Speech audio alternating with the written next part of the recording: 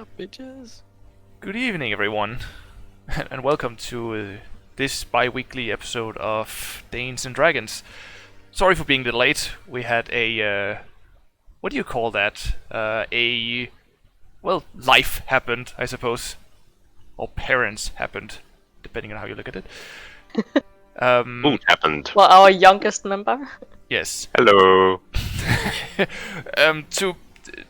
To very quickly run down something that might be very obvious, we're also lacking a member of the group. He unfortunately also had life happening, so we are going to have a session with only 3 players.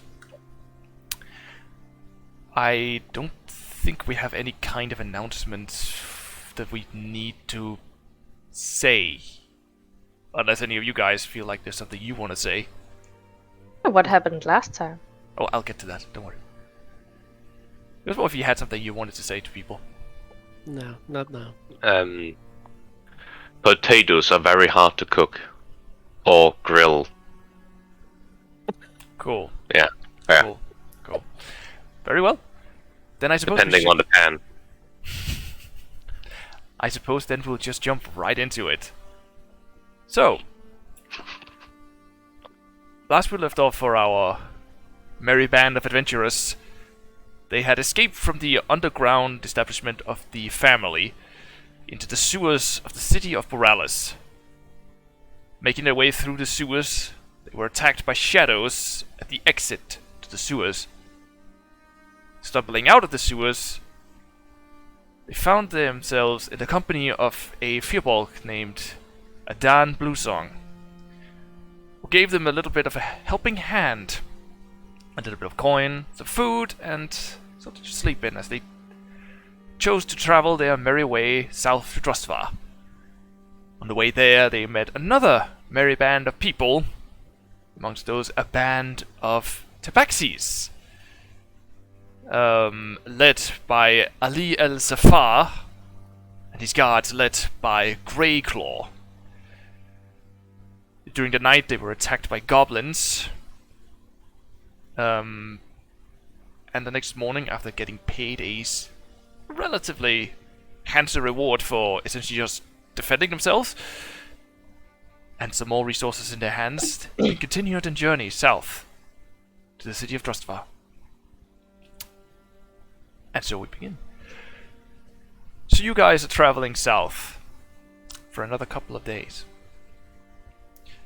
You notice at the end of the first day that the clouds are beginning to roll in over the land. And it smells of rain. At least the next morning, it smells of rain. And no more than maybe a couple of hours after you wake up, it starts to drizzle. Then it starts pouring. And then, as they say in English, it started to rain cats and dogs. What So we it's in meowing and barking outside. more specifically what we in Danish call, it was pissing down. Yes. Yeah, the rain started pouring heavy. And at the end of the day, you're all soaked. Cold. There's not many places in this part of the land to take cover from the rain, except for the trees, as you walk past the forests. And, because I haven't written it down, what is you guys' passive perceptions, if I may ask? 13? And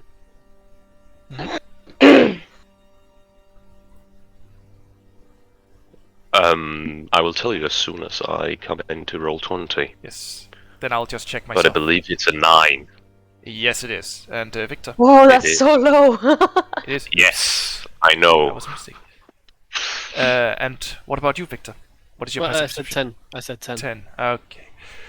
Eterèmont, you do notice something slightly hidden as you walk around the end of the day. Again, just completely soaked and very likely miserable. You see a rock standing near the edge of the forest. there is something etched into that rock. I check it out. It is Well- unfortunately a little covered by roots and moss and things growing on the rock, but you go over and start peeling away Brushing away, you yeah. peel away the moss, very likely ask Urak to pull off the root that has grown around this rock. And what you see is a marking on that stone which is eerily similar to the staff that Adan was walking with. Adan.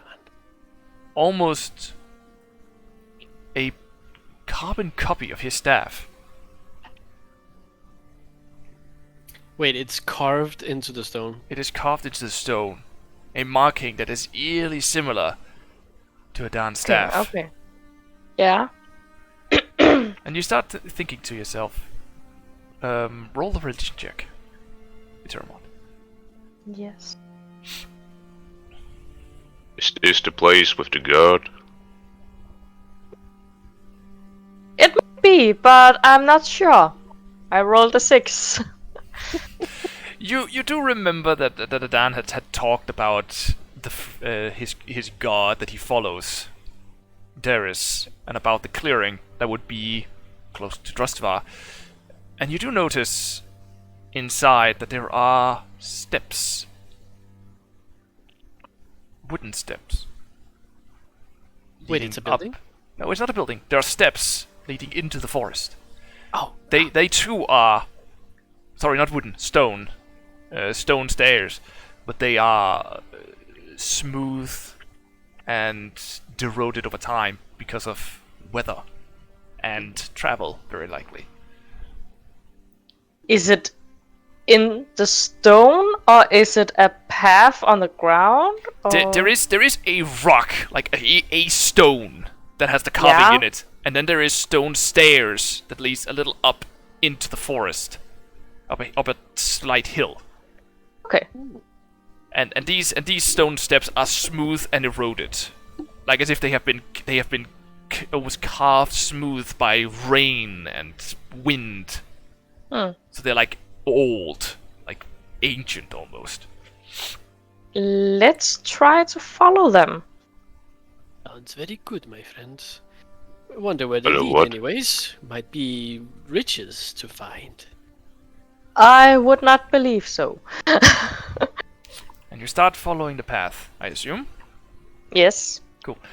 You follow the path into the forest, and about 10 minutes walking through the forest, the rain not necessarily stopping, but now coming not as quickly, but twice as heavy as it now is collected in the leaves of the forest and then dripping down on you. Mm. You see what looks like a clearing in the forest, where the grass is weirdly dry. Dry. You can clearly see when you look into the clearing and up that you can see the sky. But the rain doesn't seem to hit the ground. Interesting. There's also what looks like a wooden pole smack down in the middle of this clearing. The clearing isn't large, maybe like 20 by 20 feet at most, 20 feet in radius. But there's a totem pole in the middle. The carving from your distance looks like a woman. Her hands outstretched in a welcoming manner. And from this distance, you can see there is something carved into the totem as well, in the front. Suppose I go closer to take a look. You walk into the clearing, and you are dry. Whoa. Oh, Your clothes, your hair, all of your things, completely dry. nice. That is some magnificent magic right there. When I see this, I will like, oh, and I will step in also and be like, ah. Yes, you are also dry. And Epos, of course, also follows in. I put my hand in just... Yeah, you put your hand in, and you feel your hand becoming dry. The rest of you still completely soaked. But your hand is dry. And as you pull it out, it starts getting wet again as the rain starts pouring down on it. Out, that, in, I'm going out, in, out, in. Yes. You step in and dry. Nice. And Eterèmont, you go up towards the pole, the totem pole, and you see the woman's features. She looks young. Her hair short. Like maybe it's a little like I almost want to say like my hair is right now, like a little short around the edges, but like slightly long at the top. Yeah. Her features is also they're not delicate. They're a little round. If that makes any sense. Yeah. Like feminine, but still like a little round, with some shapes. But you look at the marking that is just below her stomach, essentially, and there is the mark again, the staff, just like the one Adan is wielding, almost completely to a fault, a copy of his staff, a marking of it carved into the bottom of this totem pole. How big would this marking be? Is it like a symbol, or is it like you could put his staff there? You could very likely put the staff there. Oh. Oh dear. Yeah, the totem is like maybe 10 feet tall. Wow. So it's not a small pole. But Eterèmont, you also notice just in front of this totem, there is a wooden bowl. Is it empty? It is empty. Oh, I thought you said ball. Not a ball. And it's just like, that's gonna be hard to kick. It's a wooden bowl. Yes. Okay, ball. Okay. Yeah, it's a wooden bowl. Okay. That just stands there in the grass, right in front of the totem. It's not a small bowl. It's like this is big, maybe. Okay. And it's not super deep either, but it's like it's there. Yes. I guess Victor looks at it and is like, okay, does anyone understand this? What is the point of the bowl and the thing? Shrine. We need to make an offering to the god so she will keep protecting us Do on I her have ground. some berries left in my pocket? You pull Are out they the- any good anymore? They're fine. Like, Well, I will go, like, while walking, I will just, like, if we go past a bush with edible berries, I'll just... you would very likely have walked through several of those. So you Go just out and build some part of my pouch. I guess I'll dump half of it. Victor you take dump out half of some of... you essentially just dump half a pouch of berries into the bowl. Just Yep. Victor takes out some of the rabbit's fur he found last time. Those scraps that he managed to scrape off. yeah. Over It's what like- I brutalized. Yes. The fur that Urak unfortunately brutalized. So you put them down on the in the bowl as well. How many of them do you put down? You have two rabbits worth of completely destroyed fur. Well, they put down what's something like a rabbit's arm, not the foot, but the arm, because I want to keep the Okay, magic. so the front leg. Yes. Okay, you essentially put the fur of a front leg, or at least what Yeah. you Rabbit assume is of the front leg, destruction. because again there is nothing that is whole. Not even the back foot is whole. So the luck magic that would be in the rabbit's foot is not going to work, unfortunately. Rabbit of But, destruction. but Victor doesn't know this, okay? He doesn't. Destroyed rabbit foot. But you put down a bit of scrap. I put down 3 of my arrows in the bowl, and I now I don't know what elves do with their hands when they make a prayer, but I I say a small prayer in Sylvan, most likely. Mm-hmm. Like, thank you, goddess, for taking care of us in your clearing and stuff like that. Prayer for safety. Yes. Question: Elvish and Sylvan is two different things, right? It is two very different things. Elvish is Elvish. Sylvan is the language of Fae. Okay. They are similar in a lot of ways, but I want to say that Sylvan is a lot more musical than Elvish. Think about pixies. Yeah, think about the language of pixies. Is essentially what Sylvan is. It's just because I have Elvish in my languages, and maybe I could understand, Wait, I have Celestial. I say it in Celestial. Okay, you barely understand anything if it was Sylvan. I don't know how many of you understand Celestial. I do. No. I do. I would like to say it in Celestial. That's fine. You do see Epos nodding as if he understands what you're saying. Yeah. I go over there and look at Eterèmont and I'm like, what was this speech?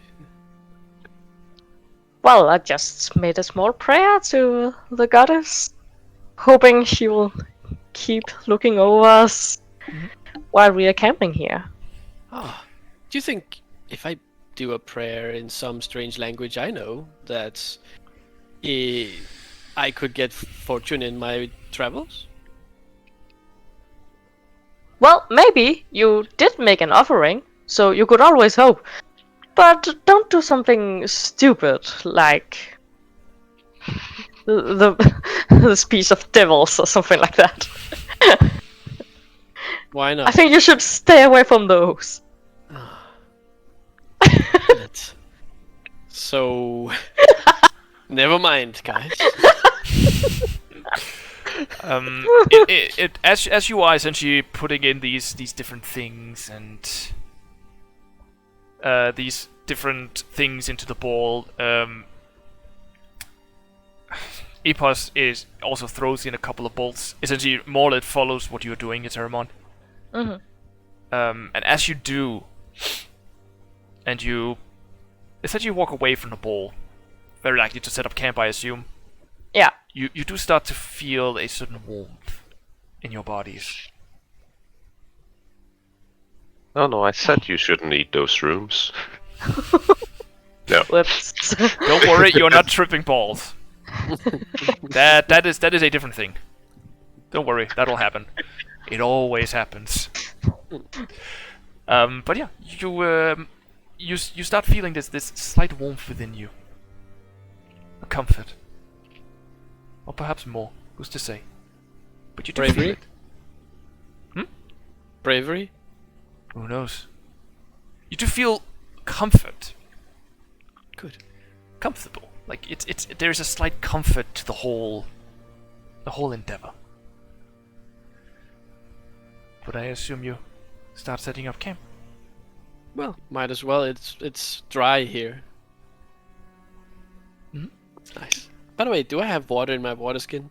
Yes, you were given water in your water skins, unless you of course have been thinking drinking more the like- entire thing. I was thinking more like we went into this area and all the water just evaporated. So I'm like, No. is there still water in my water skin? You start shaking your water skin. It still slushes. Okay.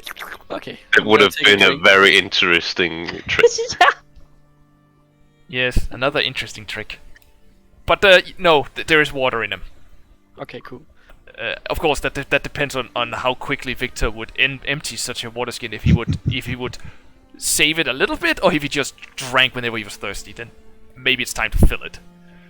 Well, I just take a sip and then close it. Fair enough. So you are saving it. Yeah. Sort of like this. Mm-hmm. So you have been saving it. Cool. But yeah, you start setting up camp in this clearing. The warmth never leaves you, even when you go to sleep. Do you set up some kind of guard, or do you just go to sleep? I'll take the first. Sure, I'll take the second. We just sleep. You're very welcome to just sleep.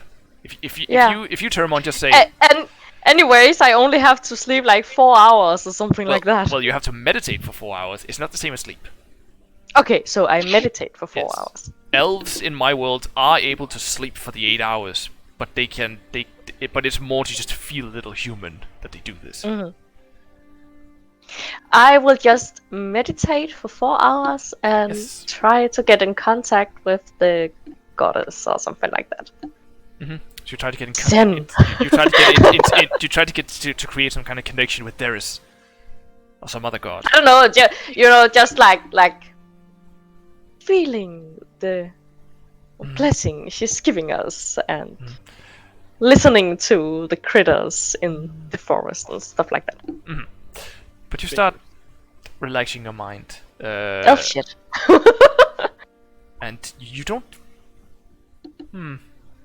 You don't really feel the connection, unfortunately. But you do get your full rest. Urak and Victor, you wanted to take watches. Yep. Okay. So Urak, you sit during the night. You hear the rain pouring. Nothing hits you. And above you, the rain is still piling down. But it is almost as if it is hitting some kind of invisible barrier and then just evaporating. So if I'll move a little bit around the camp after noticing this to see if that is following me. It's not following you, but the rain Okay. just does not seem to hit you. Oh, so if I move away from the camp, If you move far enough away from the camp, you'll be hit by rain. And cats and dogs. Yeah, you will be. let's you'll be do hit by some them. testing. How far? I would be fucking intrigued by this. So what do you do? I'll start slowly moving away from the camp. When I start feeling rain, I'll move back just to like see like how far can I go. Okay, so you start moving away, and as soon as you essentially start feeling leaves and branches behind you, like you start getting to the forest, to the trees themselves, you start feeling the wetness of the leaves, and the rain starts hitting the back of your neck. Okay, I'll move back. So it's up until the forest starts. But beyond from that, nothing really happens during your watch. Yes. You just feel the rain. You just hear. Sorry, you hear the rain falling above you. It's almost as if you were inside a building. Nice. Victor, Yes. you do take a rest. You also take a watch after Urak, I assume. Yes. Very well. So you sit down, take a look around. Actually, I will be standing and I will be going in circles looking for whatever things I can find that is not forest stuff. Okay. Give me a perception check. Or investigation if you take it slowly. Oh, okay. I already did perception. You could just say you were all in investigation and tell me what your modifier is. Actually, I have a +1 modifier investigation. So you take investigation. Yeah, I'll try that. Okay. So you use 30 minutes just scanning the ground around the totem, following the ground in this clearing. You find nothing that isn't natural. Small pebbles, grass, flowers. Nothing that catches your eye as anything different or strange. So after finding nothing that is like human made, or sentient being made, I start looking for things like valuable mushrooms and stuff that I know of course. It has to be said that, of course, there is something in the clearing that looks like it's human made, and that is the totem. Of course, but And besides the that, ball. of course. Yeah, I know. Beyond from that. Okay. Give me a nature check as you start scanning the clearing. Oh my god, 8 again. You don't find anything, unfortunately. Nothing that you are 100% sure can be used for anything. You do find mushrooms, but you're not sure what they are or what they do. I'm gonna collect them anyways. Maybe someone knows that. Oh my god, these are funny mushrooms or something like that. Fair You enough. touch them and you die. How do you pick them? I do have gloves, like regular leather gloves, Yes, always. that is true. But how do you pick them? So do you pull them up so you get a little bit of root with them? Do you snap them? How do you pick them?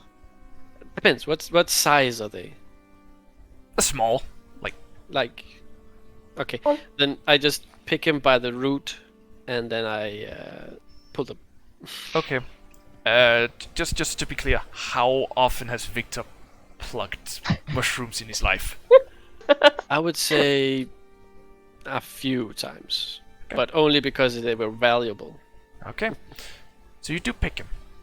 You pull them up by the roots. A couple of them gets essentially wrecked and snapped when you try to pull.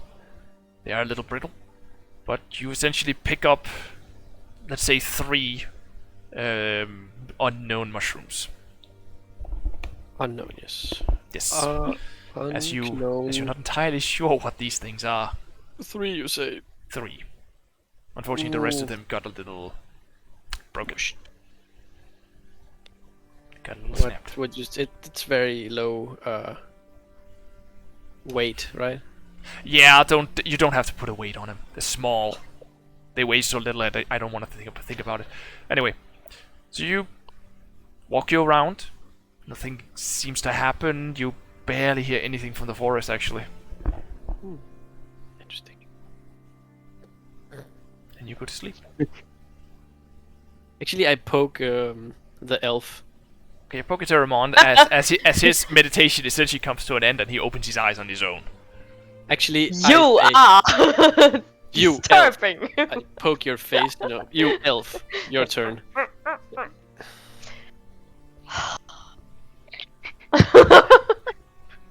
Like, yeah, just go to sleep.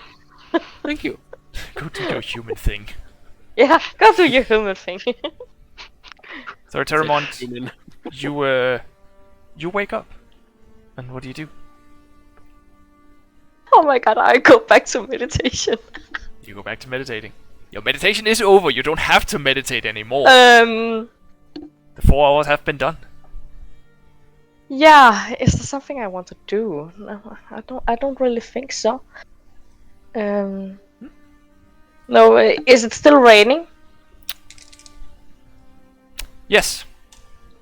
Damn it. Okay, no. Then I just go back to meditating. Okay. Like, yeah, I will keep an eye out. It has to be said, Eterèmont, give me a wisdom check. Just pure wisdom.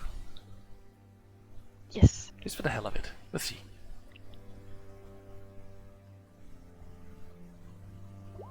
Wow. Okay. Whoa. Do. Wow. Okay. 21. Yes. You sit. Is that good enough? You sit and meditate, like,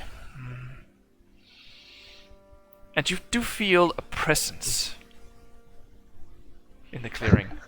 Something seems to be here. Oh. And as you open your eyes, you see a tiny light around the bowl. A very small light. It's a wisp. And as the light seems to start glowing a little brighter around the bowl, it dims, floats away. Actually, back towards the road, from where you came.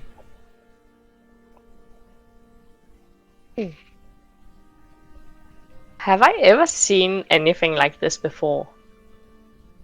I highly doubt it. Okay. Like, the elven gods are usually silent. They don't really do much in the material plane.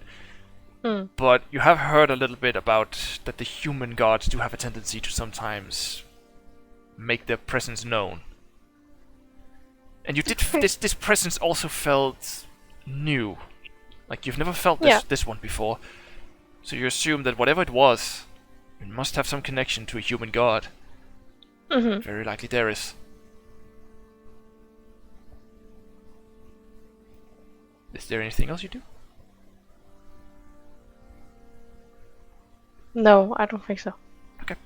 I will wait until the others have had their 8 hours of sleep, and then I will wake them up.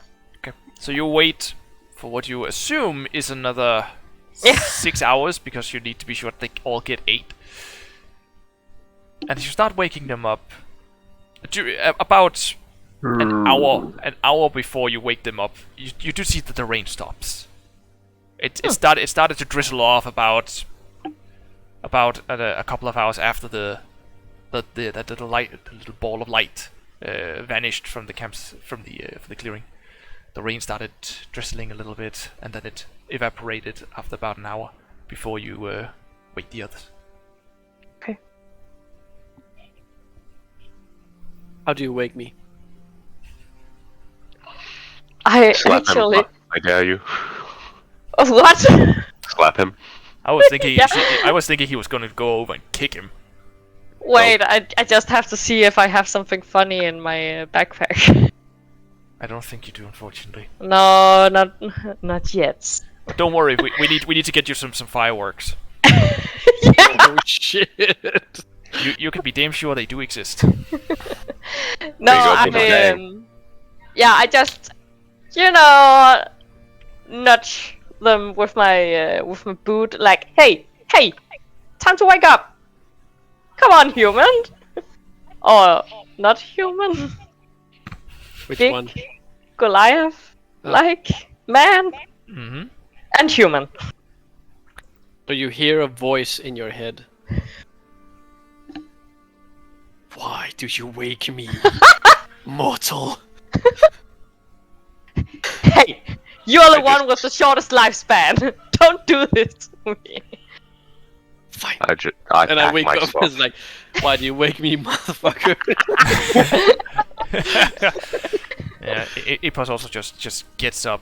He too has, of course, felt the warmth, so he's in a good mood. Mhm. I think we just Pack up ourselves and camp? be on the way. can go. Yeah, You start packing Where up. to now, guys? let's go to Drustvar. Yes, you start finally. Yeah, you start packing That's up. the plan. Yeah, you start packing up, and you do take a look at the totem, and a root has started growing up around the totem. Wait, wasn't there a root in the beginning? No, that was the stone outside. Never mind. There was a stone. There was nothing at the totem. Now there is a root. There's suddenly a root growing around. It's not green or brown. It is in several different colors. Actually, it is the colors of the things you put in. Really? Like the bark itself is the colors of, for example, rabbit's fur? It's closer to a vine than a root, to be perfectly honest. It is wooden, but it's not a thick root. It's like a vine just grows up around the totem, all the way up to around the shoulder of not the shoulder. Sorry, about where the woman on the totem begins. And you say that it colors of whatever we put in the bowl? Yes, there's a little bit of brown. Rainbow. There's a little bit of brown, a little bit of grey, a little bit of black, and a lot of red, because that was the color of your berries. Mm. So it is essentially polka dotted with some green and grey in it. Can I check it out with some Arcana or something like that? You sure can. Roll an Arcana check.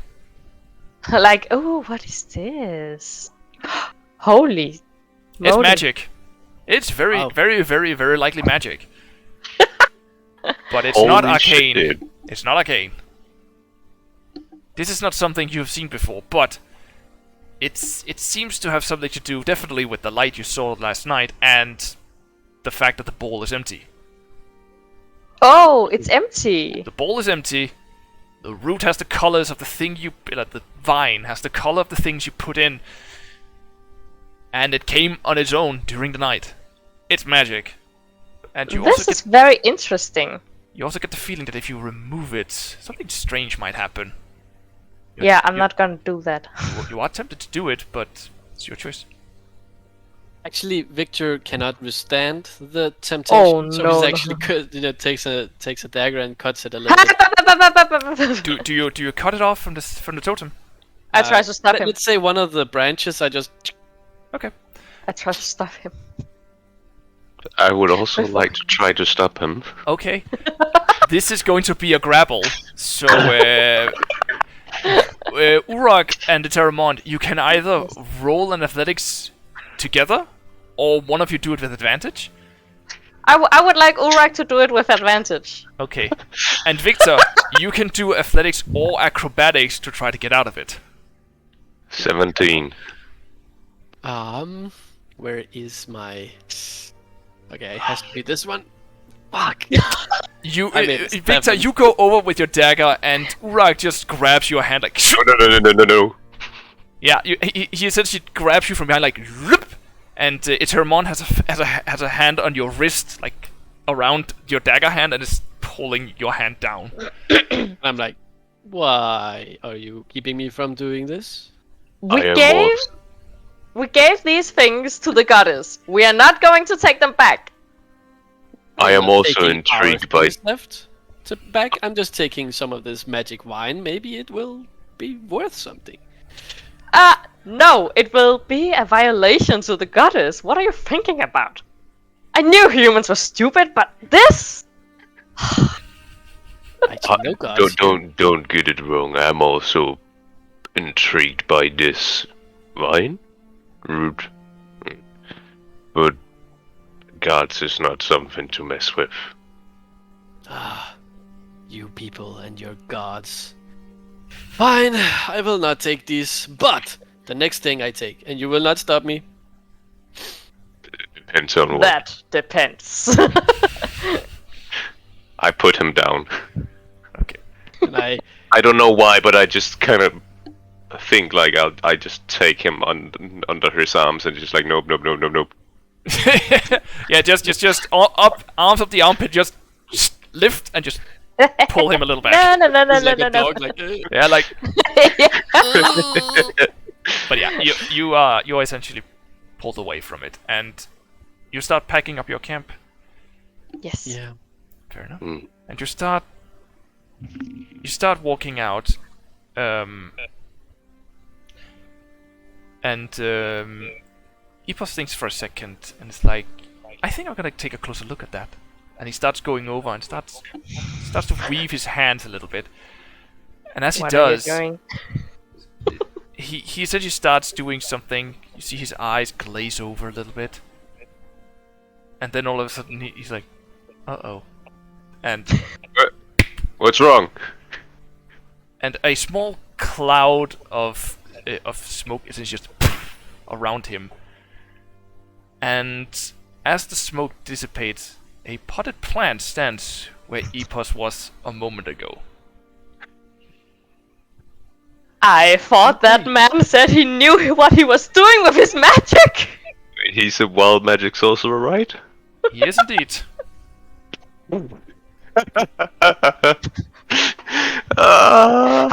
You got to be kidding me. Well, Didn't he say he could control his magic? this is something new. I enjoy when things go wrong like this. So, what shall we do with this? For how long is he going to stay like that? I don't know. I don't know. I'm not a magic user much. Ugh.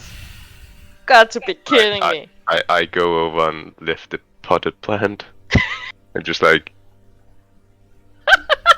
try to see if there's any fucking movement in it. Like, is he trying to communicate? Are you in there? There is a little bit of movement in the plant. And you'd think for a second and realize, oh wait, it's the wind. Oh, great. Wave your 13th leaf if you're still with us. The entire plant is waving. Like, He's not with us, he's dead. No. So, Oh. is the... Can I try... Is it a canna to see? I would say because you are not really a magic user, you have no idea what this is. You know Epos was there a second ago, and now there's a potted plant. Is this Epos, or is he just like... I'm like looking at the Eterèmont. I look at the potted plant, my eye is twitching, and I'm like, I'm not even going to bother. Just bring the plant and let's go. And you start walking down the road, back to the road, and as you get out of the forest and look down at the road, the last night, or last evening I should say, it was dark when you came to this area, or slightly dark, and the rain was so heavy that you could barely see in front of you. Now that you walk out, you realize that you were actually at the very edge of the forest. And what you see before you is a long stretch of farmland. Oh. And you'd I just be walking with a houseplant in my arm? I would, wouldn't I? You would. Yeah. Okay. Fair enough. But you see farmland stretching as far as the eye can see. And at the very horizon, you see what looks like a tower. Something dotting the horizon on top of what can only be described as a small mountain. Small flat mountain, I should say. Well, I guess so we're like almost there, guys. It goes up and then it essentially goes flat, but something sticks up from behind it. Okay. I guess we're walking on some dirt road or something. Most likely, and it is very muddy right now. Oh yeah, I believe so. Yeah, the rain has been heavy. Yeah, I guess we're completely muddy anyways because of the rain before. It was. It is muddy as absolutely hell. I mean, Victor is very clearly unhappy with the mud, and you can see it is like a cat who has gotten wet and is like, But you start walking down the road. Does he have boots on, or is it just normal shoes? I am wearing Actually, it's shoes. Fancy shoes. Oh. Yeah. Those shoes are ruined. Nobody wants them. They are muddy as all hell now. Yeah. They were pretty. Once. They were. They were. The edge of my pants have also taken damage, I guess. Well, not damage, but they are dirty. Well, okay. The boots are more worn now because you have been walking a lot. Did they also not get dipped in sewage? They did. They did, okay. They were dipped in sewage and now also in mud. Yeah. They are not great. No. But you start walking down the road. Potted I plant under your arm. I'd like to walk a little bit towards Victor and just like, do you think we need to water him? It has not occurred to me. If this is still Epos, when we eat, should we then water him? I mean, wouldn't it be food since he's not a plant normally? Yeah, but right now he's a plant. And a pot. What happens if I break the pot? Let's not. Let's find out.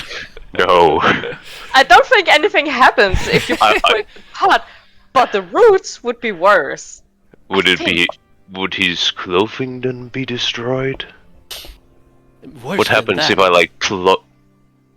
What if we like take the plug dirt out of the pot? What That's is a bad idea. Epos?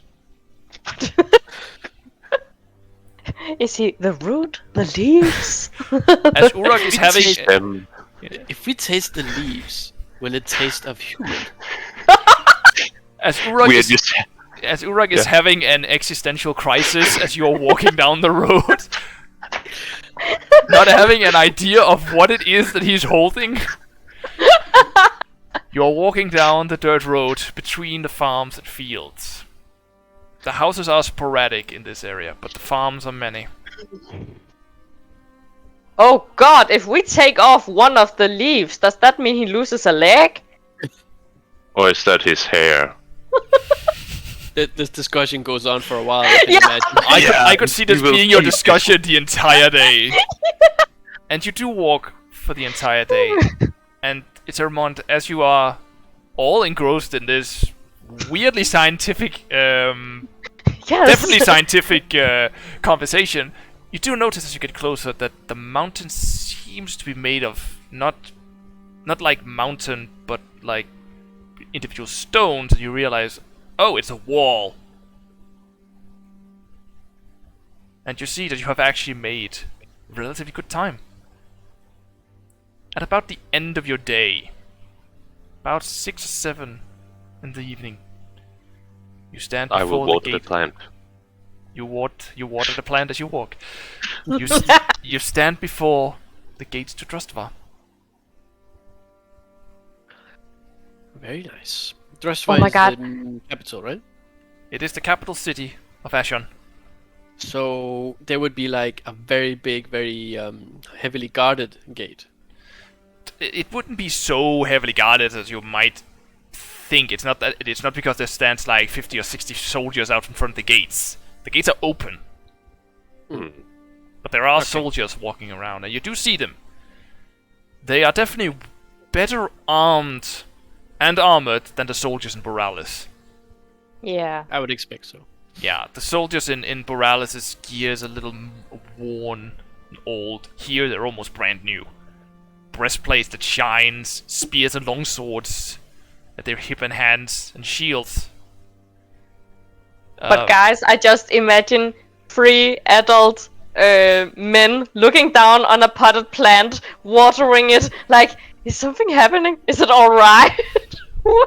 What happens now? Can I like take the plant out of the pot? No, don't do that! Don't test it. By the way, what kind of plant is he? That's a very good question. Or you know, just a potted plant. Don't think Yeah, too but much So that about what could be many so what things I'm that could get here- burned. So what I'm hearing is he's a svigermorsskabetung. That sounds rude. Oh no, it's the plant. Oh, it. Looks a bit like Oh, this. My half-dead plant! No! When you have to explain what kind of potted plant it is, you just pull out a random fucking potted plant. Yes. Then you just pick out whatever is nearby. Is that a real one actually, or is it It's one real. fake one? It's real. Okay. Yeah, it's Um, real. That is why it's partly dead, I guess. Or why it's hanging a little bit. Anyway, Well, like, you start walking in to Drustvar again. It is evening, about 6 or 7 in the evening. And you start walking in to the city. I thought it would be like this. No, he's not that sprouty. And also, this one is fucking tall. It lived like forever. But yeah, Actually, I imagined a small flower, like a dandelion or something like no, he's like a potted plant, not a potted flower. that. Oh, That'd be Okay, too never mind. that'd be too little, in my opinion. Oh, does it have yellow like leaves? His hair is yellow.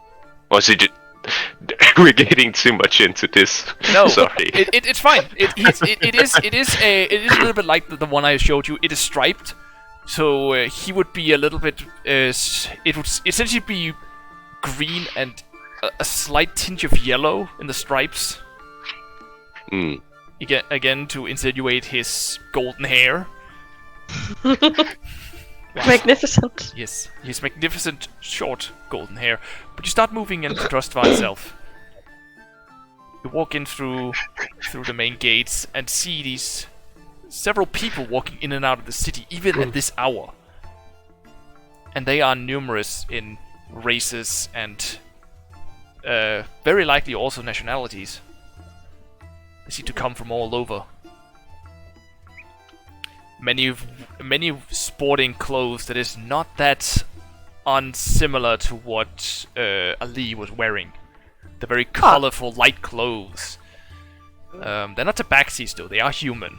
But there are some groups of them walking around. Very likely from that part of the world where they are from. there is also several other kinds of people walking around. Most of them are, of course, human that walks around. There are men in very light clothes and weird swords at their belts.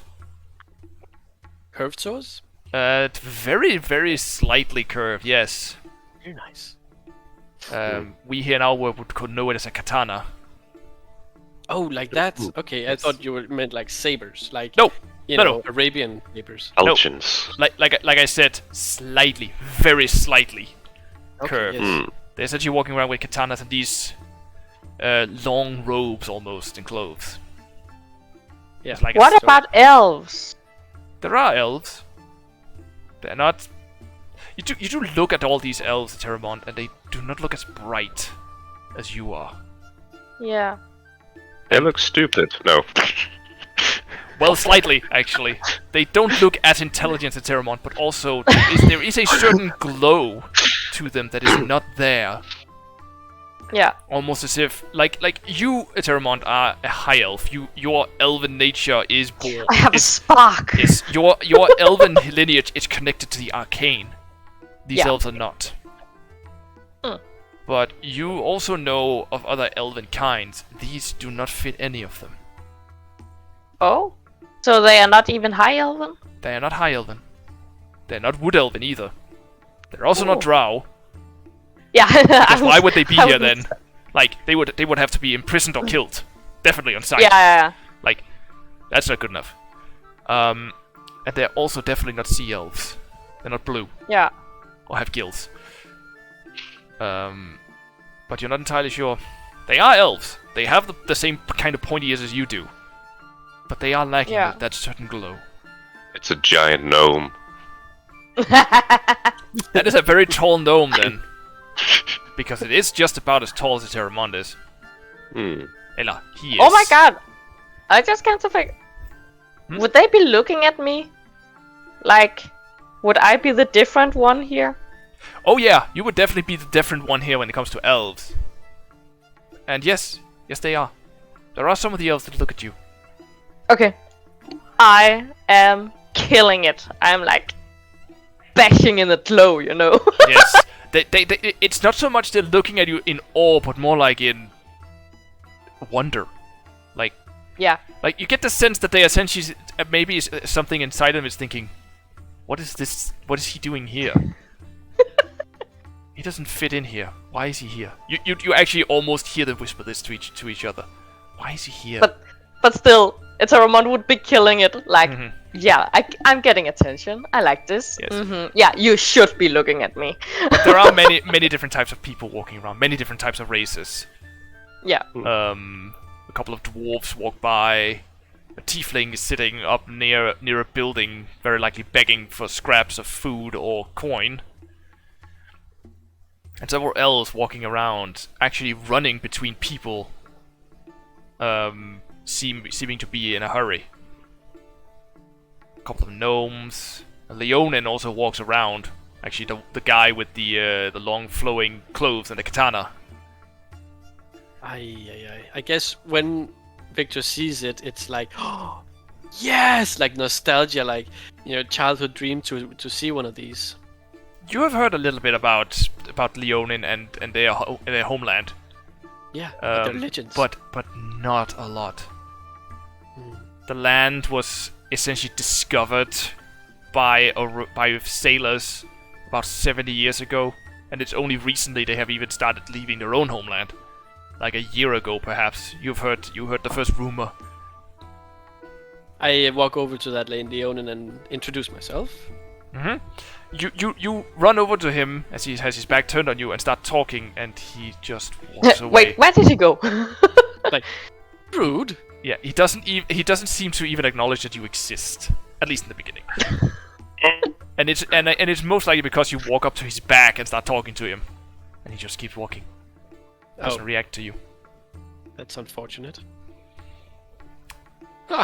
We're finally in the big city, guys. A thing you also notice in the city, as you walk a little bit in through the city, about a couple of 100 feet away from the gate, there is a statue, a relatively massive statue, sitting in a relatively large square of a man, tall, muscular, bearded, like thick beard, missing an arm, with a bladed spear, like a naginata, as they're called, stabbed into the head of a dragon's head, and upon his head is a crown of where jagged teeth almost spikes up from it, and 5 colored pebbles in this crown are put into it, and between them are 5 others where there is no pebble, or where there might have been once. The colors of these pebbles are red, green, black, white, and blue. Must have missed it. This is what is this that you just described? A statue. A statue. Good. A statue about 20 feet tall, almost Very smack cool. down in the middle of a square. Very cool. There's Do we have no- any idea what that guy is? There is an inscription at the base of the statue. I will investigate that. Okay, you go over and read it. It is written in common, and it says Lindhar Dragonlance the First, Savior of Ashon, and Feller of Pathanax, the Manipulator. Very nice. Do I Yes. know of Parthenax the manipulator? Roll a history check. Maybe you have heard Okay. of this one. I come from a different continent, right? No, you come from this continent, but a different Okay, country. yeah. Oh yeah. 19. No. 19. Pathanax doesn't ring a bell for you. Oh, see. But you do assume it is a dragon. Very likely the one he stabbed his Yeah. spear thing into. But you do essentially check the dragon's head, like a little bit about the horn's positioning and the teeth, the tongue that is lolling out of its mouth, and you estimate that this is very likely a green one. Yeah. And what did you say here? The king's name was Linhard. Linhard Dragonlance the First.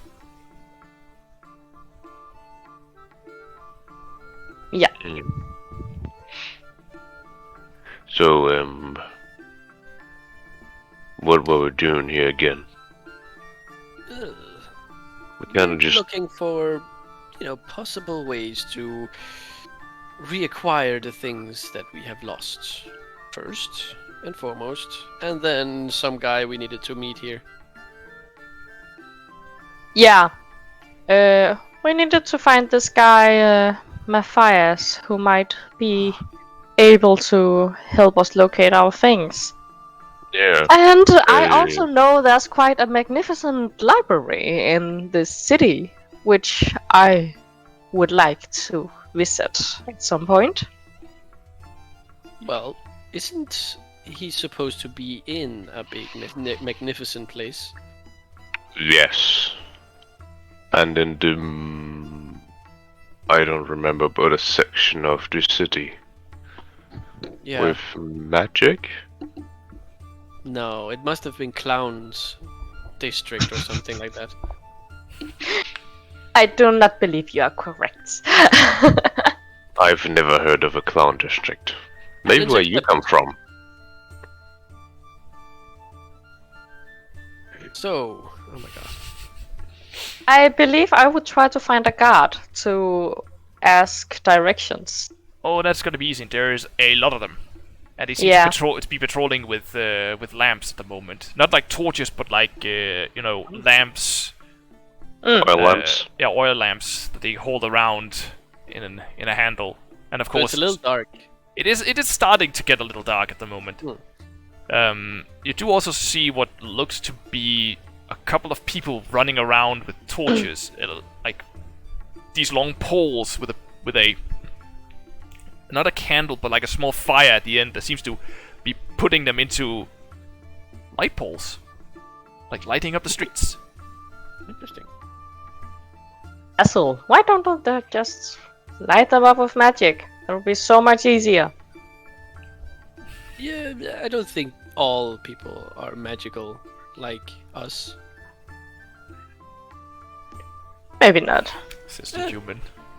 Actually, Yeah, what can you expect from humans? Eterèmont, my friend. On my travels, I have noticed that, like most humans and the like, are not magical. Fuck. In my experience, of course. But yeah, Anyways. Eterèmont, you do get eye contact with the Excuse me, good sir. The guy that you get in contact with is a middle-aged man, maybe in the middle of his 30s. Grizzled look, like he's seen a little bit of action in his time. He's not wearing a helmet, but he does have a scar that runs above his the left side of his lip. Of course, you find the one with the scar. Of course. He has short black hair, like very short. And he looks at you. Oh, what can I help you with? Well, me and my companions are looking for a shop owned by a magician. What is it called? A wizard, Matthias. I do believe it would be in some kind of magical district if you have that here in town. If you could point us in that direction. If you are here to shop, I am sorry to tell you, but most of the shop is closed for the evening. Oh yeah, but we would like to know where to go on the morrow. Oh, of course. Sorry. I didn't presume that you did not know this, of course. Go to the northern part of the city. Keep to the, mostly to the western walls, and you would find your way to the gate into the arcane quarters. Matthias' shop is just around the corner from the gate. Small place. Good to know. And where can we find logi? Hvad kalder man det? Accommodations for the night? Well, you need sleeping arrangements. Yes, please. That depends. Depends on how much coin you're willing to spend in the taverns. Well, look at us, good sir. We are travelers. You are indeed. Then I would suggest the Silver Lion. Oh god, I see. that's awesome. And where does we find that? Just follow the main road here. It'll be easy to find. Just look for the sign of a Silver Lion on the outside. You'll find a place. It's a place for you guys. Place for adventurers. Decent. Thank you for your help. You're very welcome. Have a good evening. You as well. Stay safe. He starts walking onward. Again, lamp first. And he, like, lights around. As if to just keep an eye on things. Yes. So does anything Oh. look like it could be in the, some place you would go to find rich people's areas? Not from where you can see at the moment. So everything is peasant-like here. Well, not like peasant. So many peasants. Like it's not like people are walking around in old tattered clothes. You are in the capital. People are wearing fancy clothes comparatively, but there's nothing like silk and fancy dresses or anything like that with people. Not Very, from very here. good. And the shops are closed, you say? The guard have left. So you're Oh, talking yeah. to. So you're very likely talking to Eterèmont at the moment. No, he's talking to the DM. Yes. No, okay. I'm talking to my Strong god. to God. Yeah. If Eterèmont tells you, if you listen to what the guard said, then yes, he said that it's very likely that all the shops are closed. Well, Like okay, he doesn't then never know. mind. He of course doesn't know all the shops' closing times, but he did say that most of them would be closed around this hour. Again, it's like somewhere between 6 and 7 in the evening. Yeah. So, did you find out where this Matthias is? Yes. there's a place called the Arcane Quarters, and I explain where it is. We will find it tomorrow when it is open again. Yes. A hot meal would be very interesting right now. Yes, he talked about something called the Silver Lion. It should be down this road. Sounds expensive. Just the place I like. Let's go. Just the place for me! So you guys start walking down the roads. Yes. And it doesn't take you very long. Maybe about 20 minutes scooching in between people. Again, comparatively to the fact that it is 6, somewhere between, just shy of 7 in the evening, there's still a lot of people in the streets. Of course, it's the capital. It is. And you also start following what sounds like music as you start getting closer. And you see the sign. It is the head of a lion in silver. Very likely paint. But who knows? It is glittering a little bit, so it might actually be actual silver. Yes. And it does sound as if there's something is happening on the other side of that door. It seems as if there's life in there. Oh, music. The smell of food and beer. Oh, this is gonna be great. Big guy, lead on. And please do hold tight on the plant. Oh, yeah. I opened the door with a potted plant in my arm. You open the Move door. it, everybody! You open the door Come in! and walk in to the Silver Lion.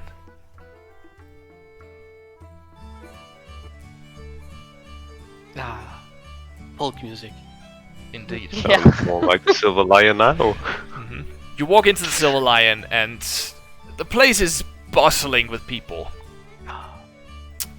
All of them, at least most of them, either armed or armored or in some other way carrying something that could be used as a weapon. A dwarven woman sitting at one table for herself. 2 warhammers on the table on one side, on the other side her feet. Drinking directly from a bottle.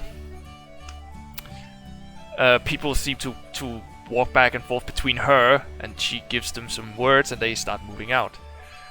Red hair and it. Red hair. Yeah. You also Okay, I know who it is now.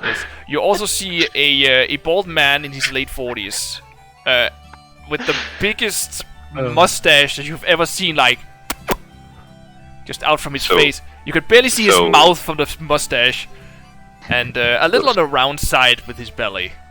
So what I hear that he is Brom from League of Legends. I would say he's more fat and less muscle. Yeah, of course. But yeah, something like that. His His mustache is essentially covering up his mouth, and he has no hair on the top of his head. He does look as if he has definitely seen something in his life, as there are a couple of scars here and there on his forearms. No mouth, just mustache. No mouth, just mustache. A bit, like I said, a bit on the round side. You also see a relatively tall, green-skinned woman,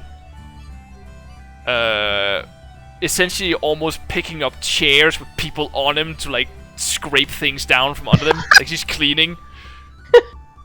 She is a massive woman, her hair pulled into a very tight ponytail of dreadlocks. Is she a half-orc? She is a half-orc.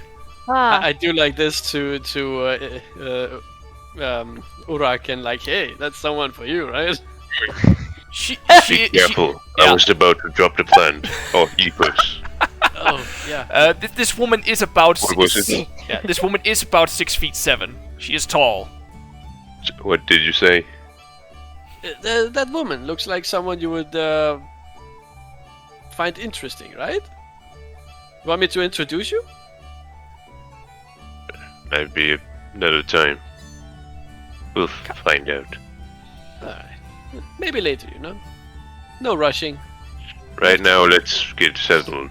Yeah, and as you are standing there, you do hear a voice, a tiny voice saying, "Excuse me," and you feel something running between your legs, Urak. Just, and as you look before you see a very tiny woman, about 2 feet in height.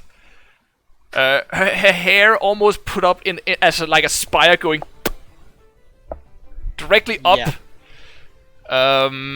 But that probably tickled your balls. But maybe a little bit. Sorry. I have passed on.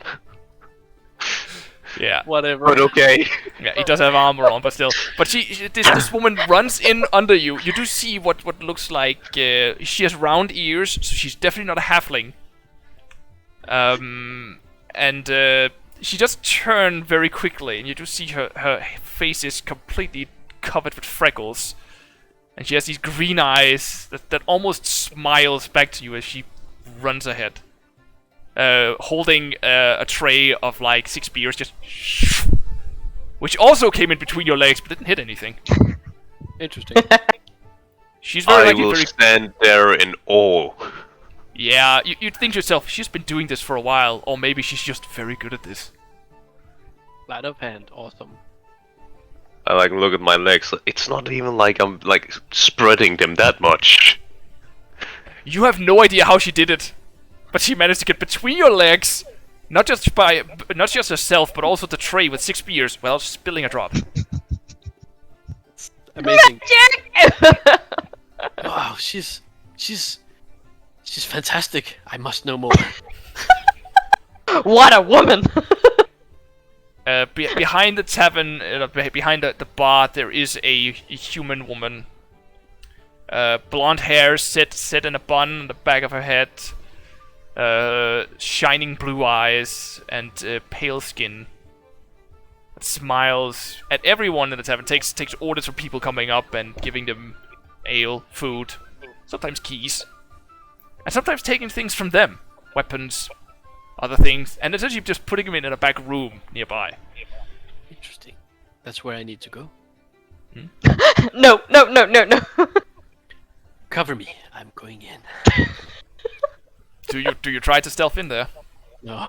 Oh, okay. I know how it is in taverns, and I'm like, I've tried that before, and it didn't go well last time. Well, if it didn't go well in a normal tavern, you assume it's not gonna go very well here, because the owners of whatever's inside this room is everywhere, and they're all armed, and they all look ready for a fight. Exactly, and all the people here seem to be fighters. Yeah. Well, fighters, paladins. Well, you know, fighters. Like all kinds of fighters. You know. Oh yeah, people wearing bows, swords, Yeah. staffs. Some of them no weapons at all, Which are even more dangerous. which is very likely also be able to snap your neck just by looking at you. But what do you do? There are a couple of tables that is unoccupied, and you do also see that there are other people. There aren't only armed and armored people in here. There are also normal commoners just having a drink. I mean, I guess Victor goes over to one of those tables, sits down, looks at the bartender, and speaks to his mind using telepathy. You start speaking to her mind. Yes. What do Hello, you say? beautiful woman. Hi, I'm Victor. I'm sitting over here, and I pose. Yeah, she says she starts looking around like, Yeah. Yes, a little more to your right, a little more, and I instruct her to look at to me and like, yeah, here you are. yeah, and she looks at you with a. She smiles. Can you please bring us some beers and some hot food, please? Just the 3 of us. 3, because we have a potted plant, and some water for our potted plant friend. Without missing a beat, she yells across the room, "I'll be right there!" Very good. I will pull out a chair and put the potted plant on it. Bear in mind, you can't hear me say this. I'm just looking and posing. Oh yeah, I know. It's just like. Like, what is it doing now? Yeah, and after a while, you do hear the one behind the bar essentially yelling, "I'll be right there." Yeah. Like, okay, I know he can speak into people's minds. I don't, do I? Have you had it been done to you? No, I don't think so. And has Victor explained it at some point? I actually do not remember. No, he Then hasn't. no, you do not. You do not know this. I don't even think. Have you done it to Eterèmont? Yeah, he did. Yeah, when she tried to wake me, I was like, Oh yeah, that's right. That's right. And someone froze. There we go. But yeah. So essentially you sit there for about 20 minutes. Oh, no, wait. If somebody comes up and asks if they can take the chair with the potted plant, Eterèmont will be like, no, that's also a friend's seat. You can't take it. There is one person that does ask, and again, without missing a beat, like, fair enough, and walks away. Like What the fuck? you all get the feeling that they have seen weird shit, and this is not the weirdest. No, this is our friend. You can't just take his seat. And as you sit there, just wait, taking a look around the tavern again. So should I go up and order something? you don't have to. They're already coming. I already ordered for us.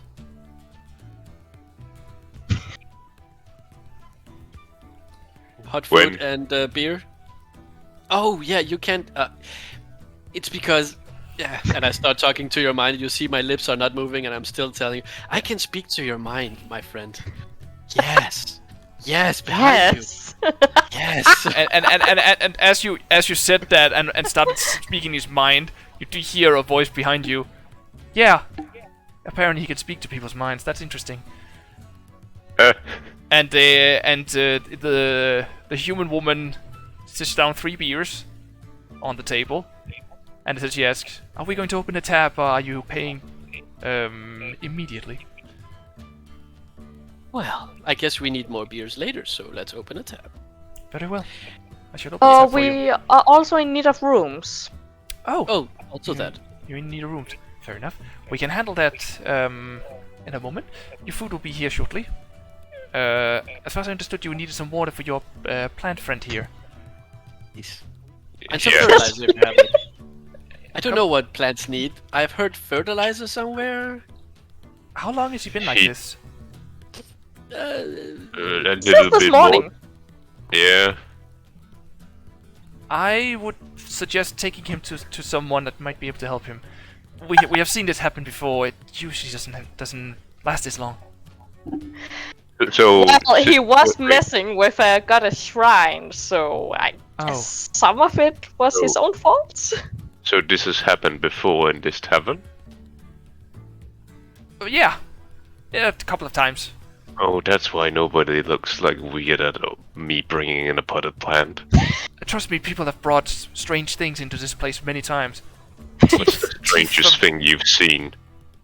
Well, we have seen many strange things. He points to the back of the tavern, just over the bar, and there is a head of a wyvern. Wyvern? Damn, A wyvern. that's quite the Oh. trophy. Yeah, that's Glint's. Back from his heyday. Who's Glint? She points to the man with the big mustache and the bald head. Oh. Impressive, I must Impressive. say. I need to hear that story someday. If you ask him, I'm pretty sure he will tell you every detail and very likely bore you to death. He's not a very good storyteller. He has many stories to tell, but he doesn't tell them in a very interesting way. Might I suggest the bards instead? They have heard the song and the story, so I'm sure they can tell it to you. Ah, Okay. bards, of course. I haven't ordered any music yet. And Oh, the who music might is already you be? playing, but if you give them a tip, I'm sure they will play whatever song you want them to play. As long as the tip is good enough for them. Ah, excellent. And who might you be? Oh, me? Yes. Oh, my name is Isabella. I work here. I am nothing special. Just a young maid trying to get through life. There's Gave me a piece something here. special with this place. No, I just saw like a little lady with green eyes run through my legs with 6 sails. Oh, that must be that must be Yofi. Yeah, she's been here for a while. Gnomes, you know, they live a very long time. I don't know how she does it. I always look at her and she seems to be able to get in anywhere. I'm not questioning it anymore. I'm still kind of weirded by it. Oh yeah, you shouldn't take it But yeah. personally. Oh no, I know. Yeah. But anyways. So But I see people walking back and forward from the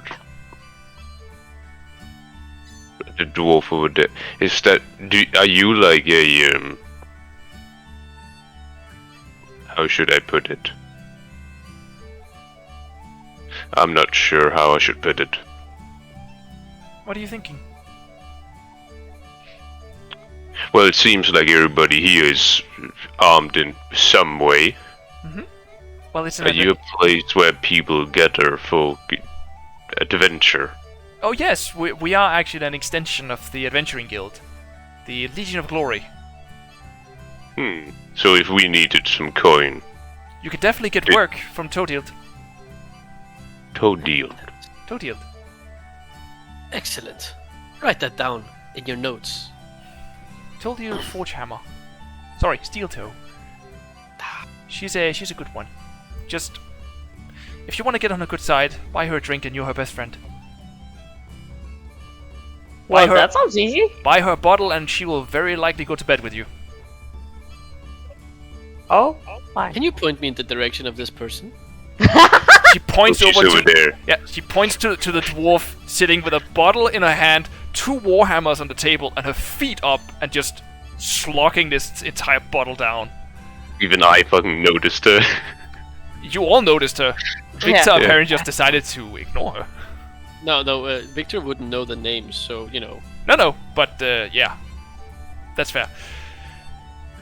Well, I do believe she would want to punch you, not sleep with you. I do believe she has some standards. Standards is only for people without money. To be perfectly honest, the standards she has isn't exactly, That you know, very opposite. high. I have seen her go to a room with a half-orc once.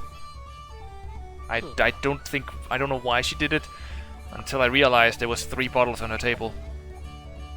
I think she was Maybe we drunk. should wear protective magic if we do that with that But- woman. Well, if you learn that those kinds of spells, please let me know. I don't think they exist. We usually just go to the doctor afterwards. Anyway, I actually just came down here because what food do you want? We have a little bit of a couple of things, some stew. You have something very red. Some very red meat. Like almost Raw. still saying moo. Well, we can get you a raw steak if that's what you want. It's a little Yes. expensive, but it's possible. Well, we do have some ox that was butchered a couple of days ago that we still have salted. I'm sure oh, what's the name? I'm sure that Tanigarg can make something up for you. Very nice. And some vegetables. Of course, vegetables, bit of meat. I can see to that. Rest of you, A soup. we have stew. We unfortunately don't have soup at the moment. Okay. We do have a stew. It's a good stew, by the way. What- It's the specialty of this place. It doesn't Ooh. look good, but trust me, it is delicious. It is Tanigag's special. Yeah, And I'll take one Just- of those. yeah, I will just take that as well. Very well. And she points to the 2 of you. That will be a silver from each of you. To you, Urak and Eterèmont. That is for the food. And you, friend, 5 silver. 5 silver it is. So right now I only have gold coins, so here. Oh, don't worry, we I have can a take care of tab, it. my friend. Yes. Let's pay all when we're done with, you know. Oh, very well. If we want it Okay. all in one tab, I can surely make sure of that. And she said so. So a steak for you and 2 of Tanigag's special. Yes. And then some ale. And she starts pushing the ale she has already put on the table. Oh yeah, sorry. Do you think he can take ale? And I point to the potted plant. Well, I'm not a wood elf, but I don't think I would try it. I wouldn't either. I have tried to water my plants once with ale. It was all I had. And, Yeah, but was it once a human? No, it was not. I highly doubt there's any difference, perfectly honest, but why tempt fate? If you are unsure, there is, of course, Jacoby. I'm sure he can tell you a thing or two, if there's something you need to know. Jacoby. Oh yeah, the guy over there. And she points over towards, just where the stairs starts turning upwards. There is one guy sitting in a massive pile of books. At a table for himself. Looking very much like a typical wizard, except young. Not super young. He's a young wizard? That's blasphemy. Yeah, he's a man in his late 20s, early 30s. Looking almost like a well-traveled wizard. Like, the hat doesn't exactly go up anymore, it hangs a little bit. His clothes are a little old and torn. And they also seems to have been stitched together from time to time.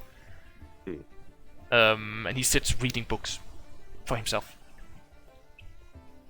Well, I guess we can ask the wizard guy. You can, but I wouldn't.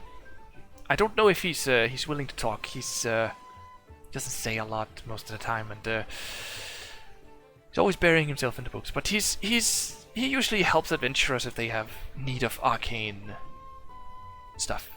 Anyway, I'll be right back with your food. See you in a bit. And she turns and walks away. Very well, young lady. So, my friends, shall we explore these people, or do you just want to go to bed as soon as possible? Well, you're the ones needing 8 hours of sleep.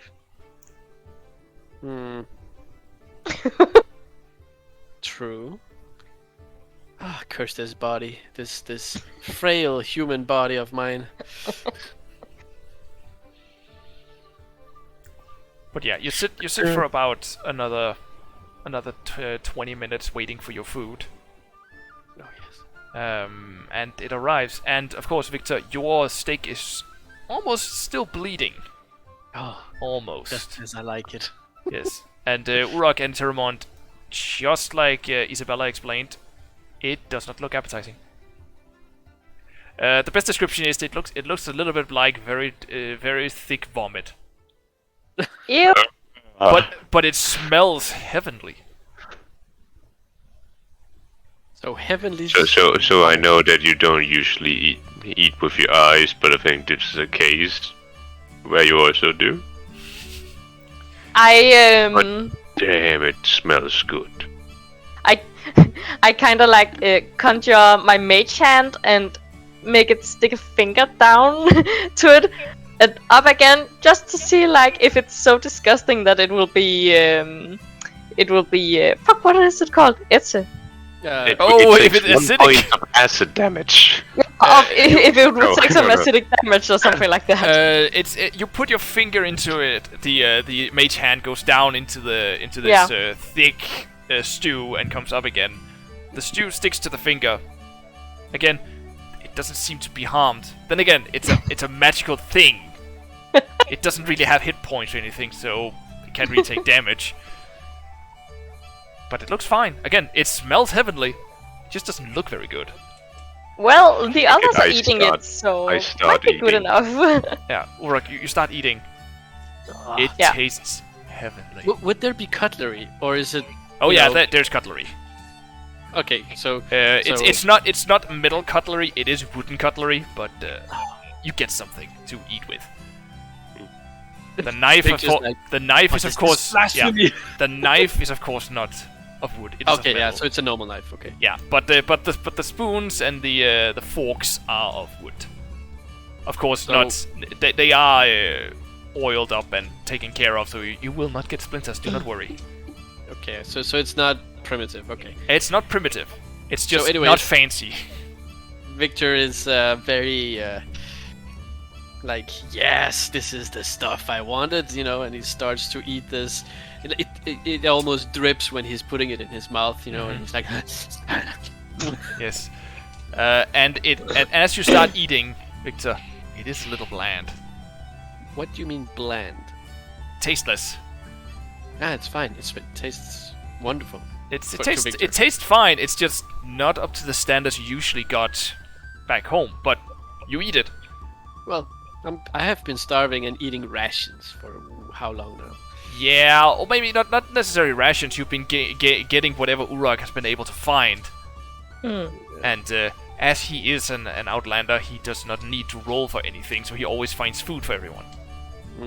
It's not always that it is like super interesting. Sometimes it essentially just is some roots and berries, and sometimes he catches some game. Actually, I comment those berries and roots. It's like, so much better than your stinking roots and berries. I'll take a berry and like flick it towards his forehead. Roll a dexterity check. Which one of us? Him? Him. Me. We need to see if he actually hits your forehead. You do. 12. Yeah, you hit his forehead. Like just. I put my fork through it and flick it back like a caterpillar. I'll try to catch it. Dexterity check. Oh. Urak, you try to catch it, but it goes. It essentially goes like this. It goes like.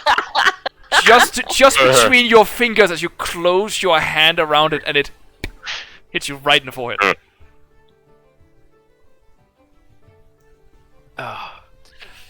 In the meantime, I really want to Eterèmont start a food fight. Eterèmont's eye is glitching again, like, why are they playing with their food at the table? Have they no manners? I really want to start a food fight, but like. Savages! I look over and it's just like. I probably see the Havoc like and it's just like no. You also get the glimpse of another half-orc sticking his head around the door to the kitchen, like. And this guy, he has tusks that goes almost all the way up to his nose. His head is almost as wide as his shoulders. He is a massive dude. He's like. Did I hear food fight? No, he's not looking angry. He's like. Interesting. Almost like, do you like it? Do you like my food? Is everything good? He does look like just from the perspective you get, he looks like a giant teddy bear. Like he's a big man, but he's very likely a very good person. Like, you just want to hug all of you. Like what was the name again? It was Tanigak. Tanigak. Those names. It sounds. It is spelled just like it sounds. Actually, Tanigak. Tanigak.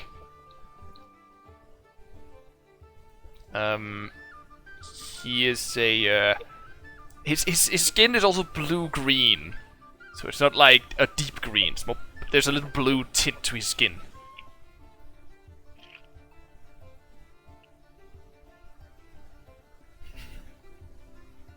Okay.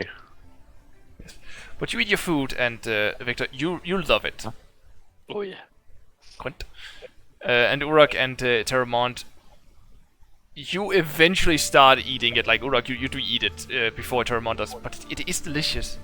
Its consistency is a little jarring, but the taste is great. Aw, Angel! Yes. Oh. An angel is on screen. Anyway, roll initiative. Anyway,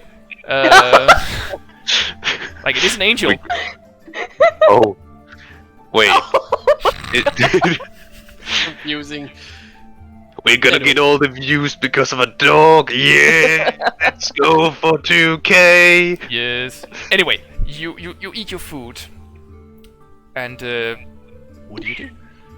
You don't have any rooms left, any keys for rooms, no. But you've eaten your food.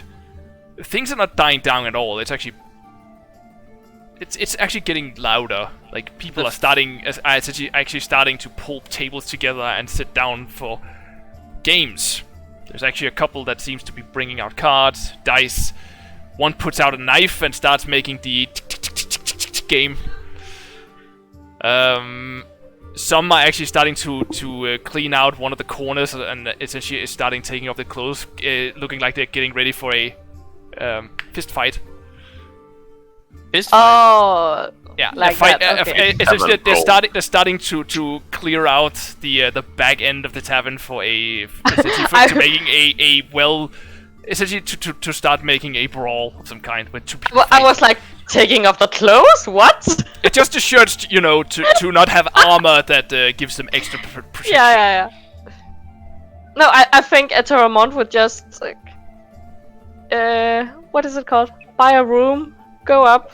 Okay, you go up yeah. to the tavern again, and Victor will stay and drink yet another. I would say a beer, not an ale, a beer. With ale, whomever beer, is still here. Ale, beer, it's the same thing. Same but different. Anyways, yep.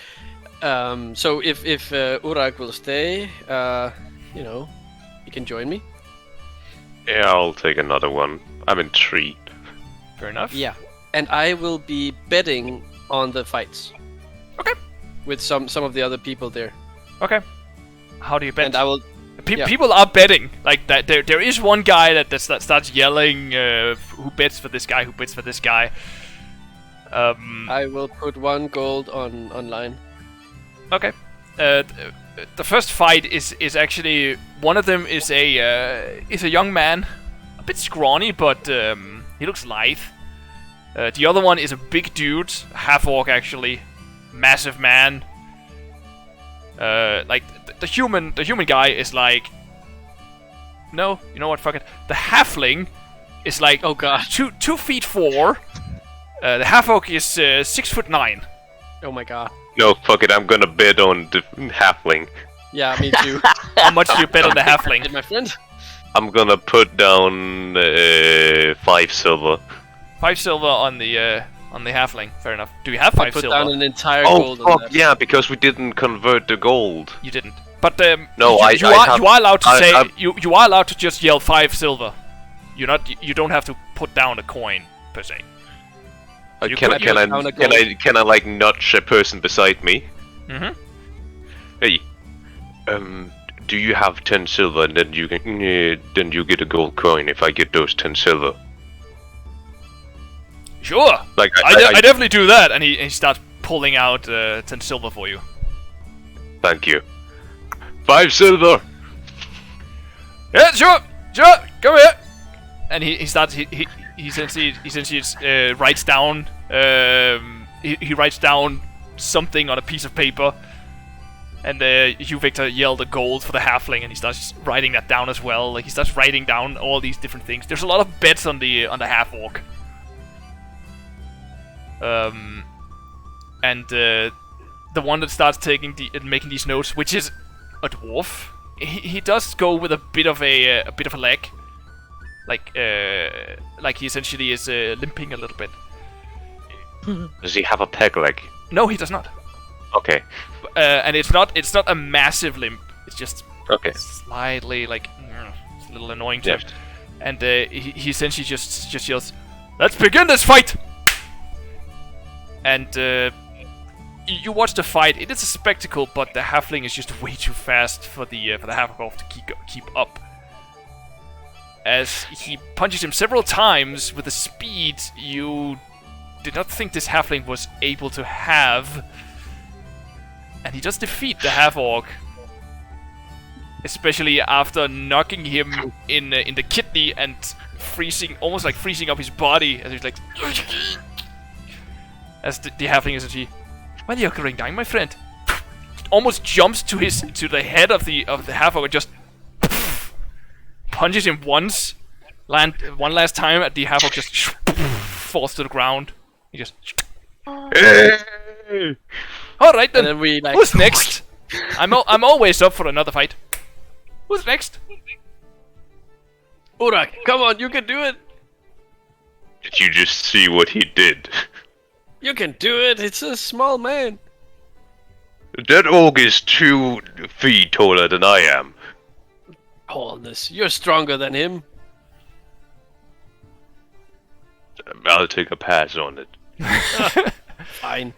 I bet 2 gold on the lady with the 2 battle hammers against the dwarf. Or the little halfling. guy. Halfling.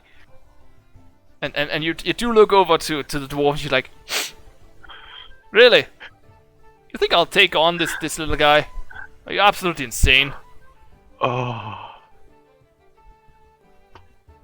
Wait, I have seen what this guy is capable of. Last time he went with a group, he came back with a. What was it he came back with? I think it was an ogre's brain. Guy's insane. I'm not fighting that. So, how much did I earn? You earned a gold. And What Victor, about me? you earned 2 gold. Wait, so on top of my 5 silver, or On top of the just 5 silver, double? you gain a Okay. gold. Nice. Was it only 10 for 1 gold? Yeah. Okay. Yeah, I betted 5 silver, right? You betted 5 silver, so it goes up to 1 gold. And you gain a gold. Okay. So I have 5 silver and 1 gold. Okay. 25. Yeah. Okay. No, wait. No, you betted 5 silver and then you gain a gold. So you don't lose 5 silver. You just gain a gold. But you have 10 silver and a gold.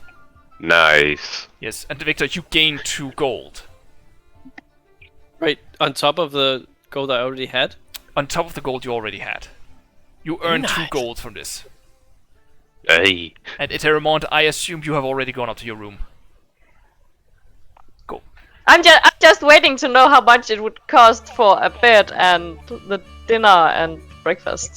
We'll find out tomorrow. We also need breakfast. Again, Victor has said you were making a tab, so she sent Isabella, which is at the bar, and she says, "I'll put this on the tab as well." Oh well. You will make up your bill in the morning, I assume. Oh, I am not paying for that drinking. Oh, don't worry. I'll make sure that I remember who drink what, Thank you very much. or at least 10 gold later. Oh. I would be impressed if you drank for 10 gold. Yeah. Then gold later, I'm just like, we're going for another round. No. But yeah, Eterèmont, you start walking up to your room, and you do find it. It's I assume you take 1 room for each of you. Yeah. Okay. Yes. She does ask if you just want a room for all 3 of you. There are four people rooms, like a room with 4 beds in it. We can put the, Epos in his own bed. If you want to pay for 1 room for the potted plant, you can do so. Yeah, I'm not gonna pay for that. I'm not gonna do that. We'll just put him in the garden. It's okay. But you essentially start moving towards the room at Eterèmont, and it's a fine room. There's a cupboard for clothes when you travel. There is a closet for bigger sets of clothes, I suppose. A table, a chair, a bed, and a chamber pot. Should we take the break? Yes, please. We'll take the break if you two are done with your gambling and playing in the tavern, and you too go to your rooms. I'll gladly call it if it is. What about you, Victor?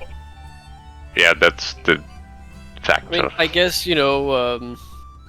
this will go on for a while for Victor, and then he goes to bed. But we can fast forward to that. Yeah, Lan. So I will also we take down my essentially fast forward. You bet on a few more games. You win some, you lose some. So it all goes out to 0. Well, you had a great time. Yeah. And you. I drink 2 more beers. Fair enough. 2 more beers. No, I mean 2 beers extra from the one we got from the food. So 3 in the total. So 3 in total to you, Urak 2, and Eterèmont 1. Fair enough. Yes. And then you all go to bed. And this is where we will take our break.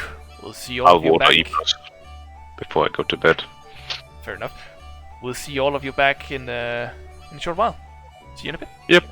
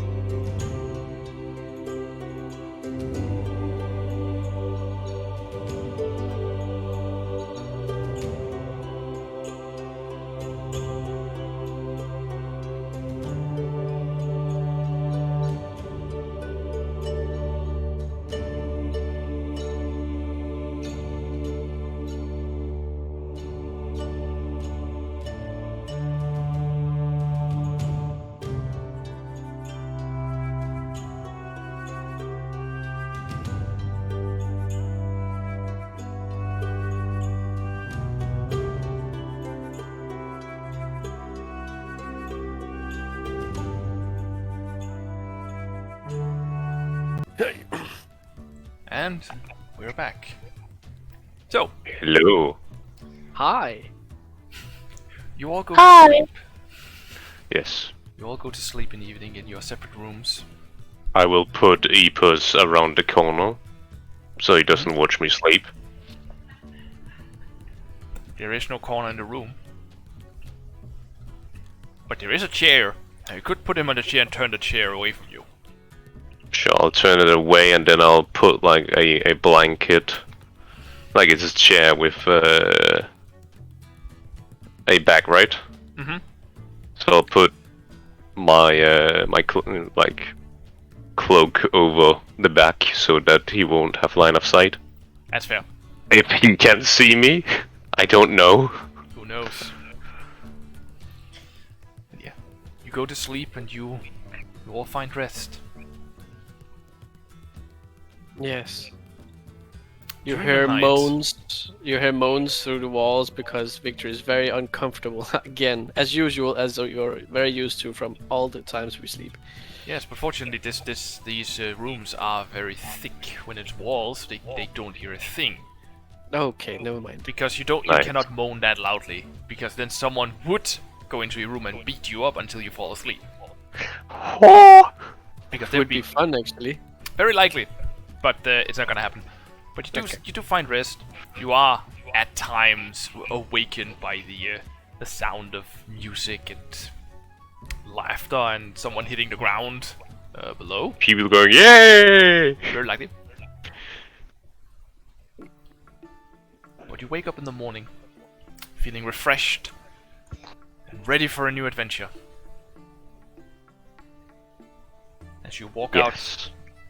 down into the main hall of the tavern. And as you get down there, it's very likely early morning for you, because you did go to sleep relatively early. Yeah. Yeah. So you are greeted by Isabella. She looks a little tired, but she is there, and she's like, "Morning. I hadn't expected anyone to be up this early." Oh, that's so loud. And I Wait, sit are we down awake there. or is it just Eterèmont? What? Come again. Would it be all of us or just Eterèmont? I'd say all of you. That depends, of course. If Eterèmont just went down after 4 hours, he would Yeah, beat the party. No, I think he would go down. Early in the morning, but still at a moment where the cook would be up or something like that. Mhm. So, like, he is like one of the first customers in the Very morning. likely, but you do come down and you do see Isabella more or less cleaning up. The half-orc barmaid is also helping her, essentially lifting up tables, and it looks a little bit like a battlefield. Like, Yeah. the place it's not wrecked. It's not because tables are broken or anything. They just tumbled. And there is a couple of people sleeping on the tables, or on the floor. Yeah. It looks like people had a good night, or a bad one, depending on how you look at it. But Isabella is there. and she's Handing like- yeah, and Isabella is there. And she says, "Good morning to you, sir. What can I Morning. get you this fine morning?" Just some breakfast first, please. Of course. Anything in particular you would want, or should I just make sure that Tanigag makes the usual? The usual. Of course. I'm sorry. And she like pinches her eyes and her nose, like it was a late night. People got a little rowdy, as you can see. And you do see again the place is completely wrecked. She's like, "Of course, you're not a local. You're not a usual customer. I'm sorry. Breakfast usually consists of sausages, egg, bit of bread, and whatever you want to drink for it. We have tea if you'd want some. Be nice. Of course. I'll go kick Tanigag awake as he starts walking out. And you do hear after a minute a "Hey, I was sleeping," and it is yelling like it is. "Hey, I was sleeping." What is yelling? Something from out the kitchen. Oh, okay. That's Yeah. He's kicking the Yeah, she kicked the or she woke up the chef, who apparently sleeps in the kitchen or somewhere out there, at least in the back. But she says she sticks her head back and says, "It will be right around 15 minutes. And I'll be there with your food." And she pops her head back into the kitchen again. We're not down yet. That is up to you. If you wake up early, you will. Well, I guess. Yeah. I guess I'm used to this kind of drinking, so. I don't need the long rest, don't but think sure. you are. Well, brandy and stuff like that usually. But yes, but this is ale. Yeah. It's that's cheap true. ale as well. But yeah, Anyway, you get down after I will say 30 minutes. Like Eterèmont is already sitting and eating the sausages and breakfast. It's quite good, a little salty, but still good. And you order some tea with it. You do get a sweet tea. Yeah. Fruity.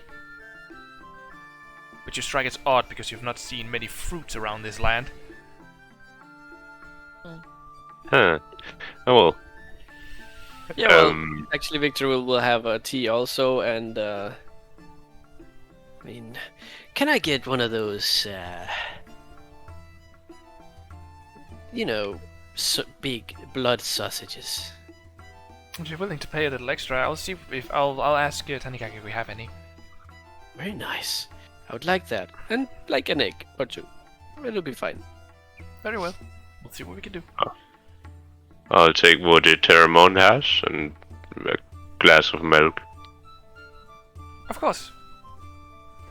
Goat's milk. Oh, cow's milk though. It- For Yeah, Urak. right. That's if he just says milk, she comes back with cow milk. Very nice. It's good for your bones. But you eat your breakfast. Again, all of your food, a little salty, but still good. Fills you up. So, we're heading to Matthias, or Yes.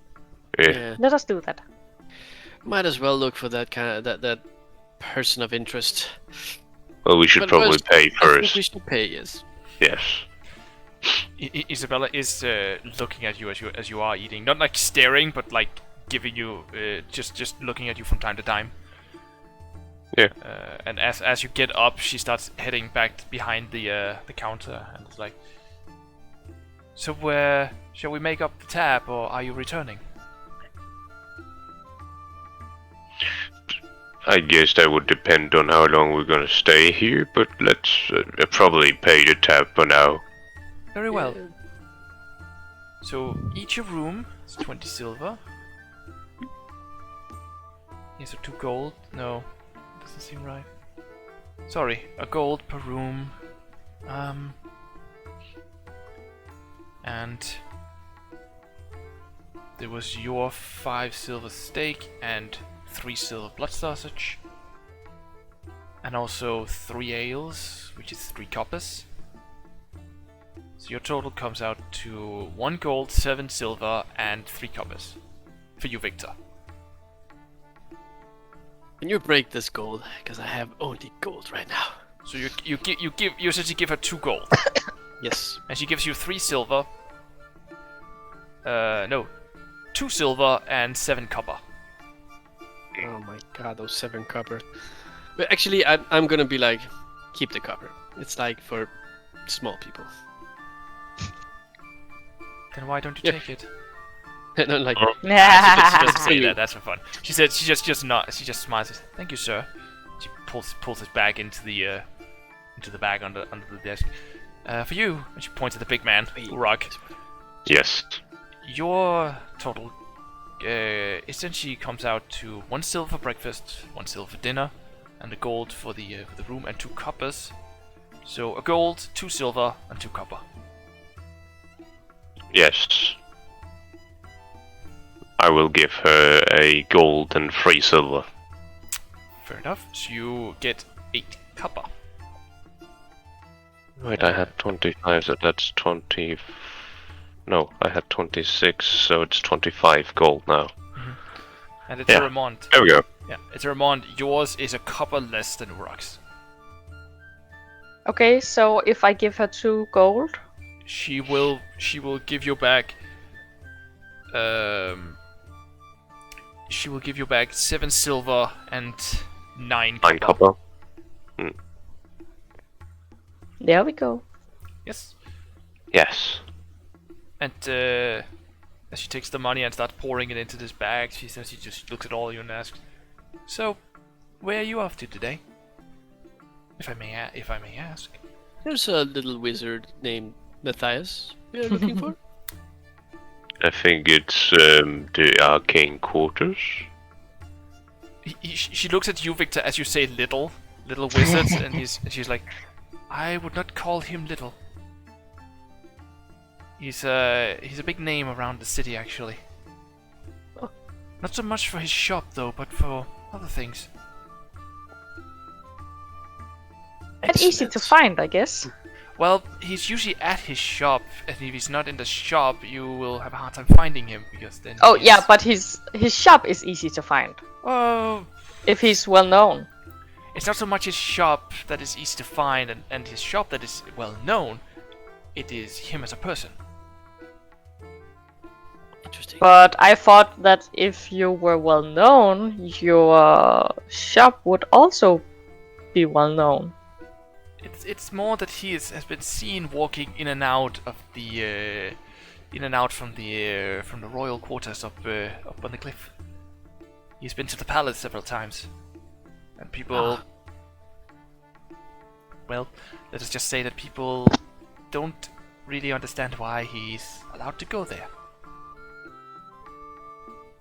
Usually Why only shouldn't he very, be? very interesting people are allowed to come such places. He must be capable. He's capable, as far as I've heard. Let's just say it is people's bigotry can sometimes get the better of them. Yes, excellent. I very much look forward to meeting this. So as we're early on, she'll just get going. Yes. Yes. Well, Well, thank you for having us for the night. Also, is it this normal? And I point to chairs and tables.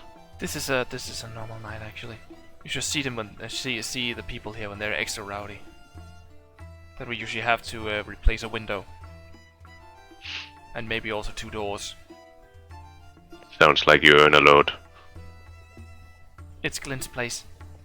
He usually Okay. just pays it. He gets money from the Legion of Glory. They pay him well to allow this place to be a meeting place for adventurers. Do I know what the Legion of Glory is? Roll a history check. Oh no. that will be good. There we go. 10. You actually do know of the Legion of Glory. They are well known across the entirety of the continent of Edoth. They are essentially glory seekers.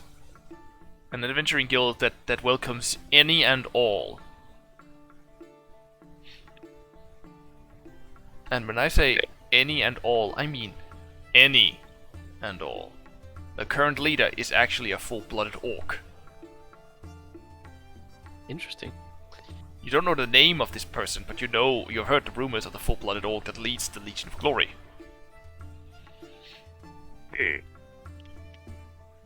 Alright Okay. then.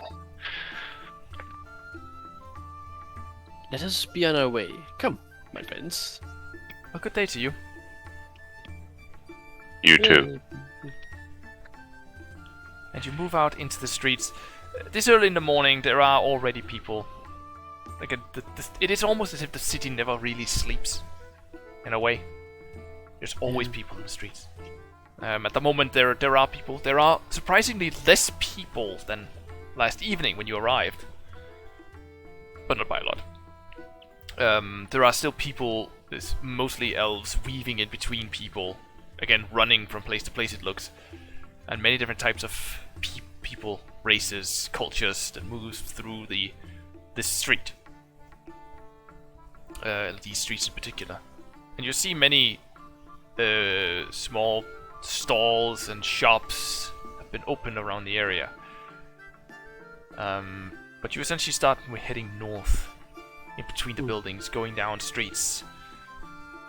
If we get past a shop that sells fancy shoes. You very likely do. Or at least someone that sells shoes. But it has to be fancy. Not like, top of the line, but at least like... I will have to remind... Yeah, I will again remind you, you are in the capital. They don't just take a burlap sack and just tie a string to it and then call it a shoe. The shoes you can find here are made of leather. They are finely made, but they are not like they don't have like a gold buckle or silver filigree on the boot itself. Okay. So, anyways, if there's a shop like that, I would like to go there. There is. You do walk past one. Oof. You may actually walk past several if you don't stop at the first. Okay, so are they all within viewing distance of this the first one? No, they are spread, but I'm essentially saying there's more than one. But you do get to one as you start moving north. All right, so I will just go and look at some of the shoes. Are they like? Would I be impressed? First and foremost, do the rest of you allow him to look at shoes? Yes, because I forgot Epos. Epos is still in the tavern. Yes. You So go while back he for goes in there, Epos. I'm waiting here with... I look at Eterèmont and it's just like, we forgot Epos. I'll be right back. Yeah, I keep an eye on this guy. And Urak's just bolts back to the tavern. But yeah, Have a Victor look and at Eterèmont, this you start walking into this shoe store, and there are some fairly well-made shoes. Again, it's not anything that wows you, Victor, but they still look nice. They're different style than what you're used to. They're not like fancy and frilled, but they are of some fine quality, and they also look more sturdy than nice. Like as if this is walking shoes, but they're nice walking shoes or boots. Okay. Victor looks around. I mean, I guess they're just lying around the like in modern shoe shops, right? Yeah, it looks a little bit like a modern shoe shop. Like there are displays of shoes just standing around, but not a lot. Like it's not like a shoe shop, whereas there's like 20, 30, 50, or 100 different types of shoes. It's more like there are maybe 6 or 7 different types of shoes. Just stands there. All right, so I look at them, and I choose the one that is most, stylish looking, and yet looks like it could take some mud without dying. Which is just about every single one of them. They all look sturdy, like as if they have been made for travel. But they still have some kind of design on them and it looks a little nice. Very nice. I will have one. As you do walk in and you start looking around, the first thing that hits you is the smell of leather. Oh yes. Because this is not just a shop; it is also a workshop. So they are making the shoes in here, and the display area is not that big. But there is someone standing in there. A man about, let's say, 3 feet tall. It's a gnome, relatively large gnome though. His head is bulbous. His nose is relatively large. You would almost mistake him for a dwarf, except he's not tall enough and not wide enough. He doesn't have any kind of beard or anything, but he has eyebrows that are extremely bushy, like just gigantic eyebrows. And his hair essentially goes to what we call the moon. You know, nothing on the top and just like hair in a small circle around his head. Very nice. He just turns to you and says, welcome. What can I help you with? My shoes are totally ruined from all this travel. I need new ones. And he starts by almost crawling across the floor, getting to your shoes to like closely inspect them, like, these look of cool make. You are from cool, yes? Yes, that is my country from where I hail. It has been a while since I have met people from the homeland. How fair is the land? It's been a while since I've been there. It has gone to shit in a very, very quick manner. The war has started again. Yes, it is a shithole now. I feel ashamed of my people. I wish those Vidalkin would stop their constant warring. But you were here for shoes, yes? Let us see if I can find something that would fit your wants and needs. If nothing else, we can also make a custom make for you if we don't have anything that fits. If anything, if you could also repair my shoes, because they are kind of an heirloom from my parents. Let me take a look. I'll see if I can fix something up. And he starts again. Pick them off. Yeah, he was about to go down to the floor again, but you just picked them up. Like, very well. And he starts taking your shoes. He says he takes one of them, the other one he just puts down on a small pedestal, like a what's it called, a chair without a back. Yeah, okay, I know what you mean. Yeah, he sits that down and he starts inspecting your shoe, almost like nose into the shoe instead of like. He essentially sniffs your shoe. That's horrible. While he's just inspecting it. He essentially is inspecting it so thoroughly that he's almost about to lick it. Like, he is inspecting it in all ways that is possible. But he takes a look at it and says, I suppose it is possible for me to repair these shoes, but it will take a little while. Or at least okay. it will take at least a couple of hours to repair them. They will not look as fine as they was before, but they will function. If you are going to travel quite a while, quite a distance, it is going to. You may. I'm afraid to say so, but you may want different shoes. I'm afraid. Yes, I was thinking of trying this thing called travel boots. Essentially, I've never tried it. I don't know what it is like. It's comfortable. It's comfy. That's all I can really tell you. I myself am more of a fine shoe, and he points down to his own shoes, and they are pretty nice. They are a little bit like yours, you know, frilled at the top, almost like it looks a little bit like it's a sock, but it's from the boot itself. Oh. It's a cloth that goes up, and there is a tiny heel on him, which probably explains why he's a tall gnome. Probably just the shoes. It gives him a little height. And there is a bronze buckle at the front. So his shoes are pretty nice, but you are 100% sure if you walked in those and you went the places you do, you would get sore feet every single day. Those boots are not made for walking. But they are intriguing because I will be going to a ball at some point in Victor's mind. We'll see if that happens. Anyway, he starts looking at your shoes and it's like, so you need some travel boots? Yes, of course. And he starts pulling down some boots, and he does give you some that is like relatively fancy. He does show you something with a almost silvery thread design around the heel. There is no like top heel like pulling you up, but it is essentially just a boot. But there is some design, some silvery thread filigree on them.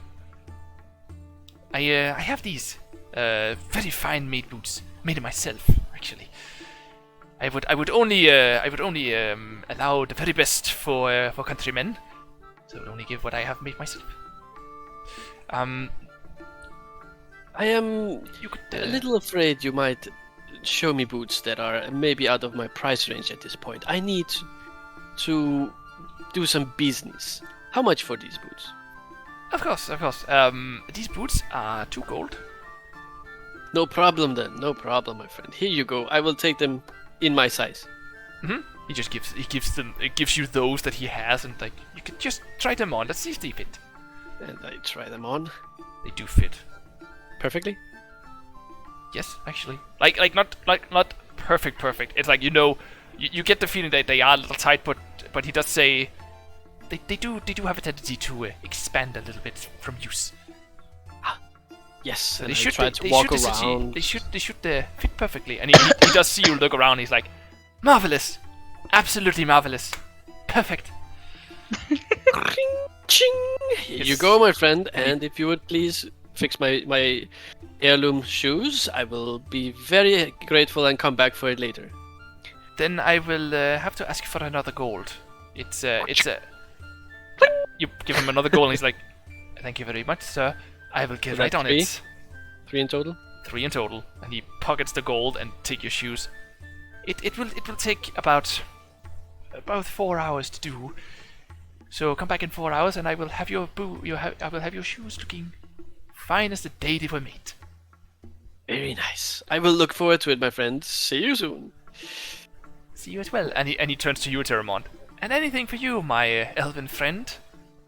Oh, no, thanks. Very well. If you Not change your this mind, time. well, if you change your mind, you know where we are. A good day to the both of you. And he bows. thanks. He bows specifically towards Victor. And Victor does a very elegant bow and then goes backwards out. Yes. And you leave the store. And as you leave, Urak, Yes. you have essentially been sprinting back to the tavern. Yes. Very likely having pushed a person or 6 on your way. But you get back to the tavern, and as you almost storm in, Isabella makes a tiny shriek like, ah! Ow! Oh, sorry. May I borrow the keys to my room? You forgot something. Yes, I forgot Epos. The plant. Oh! Of course.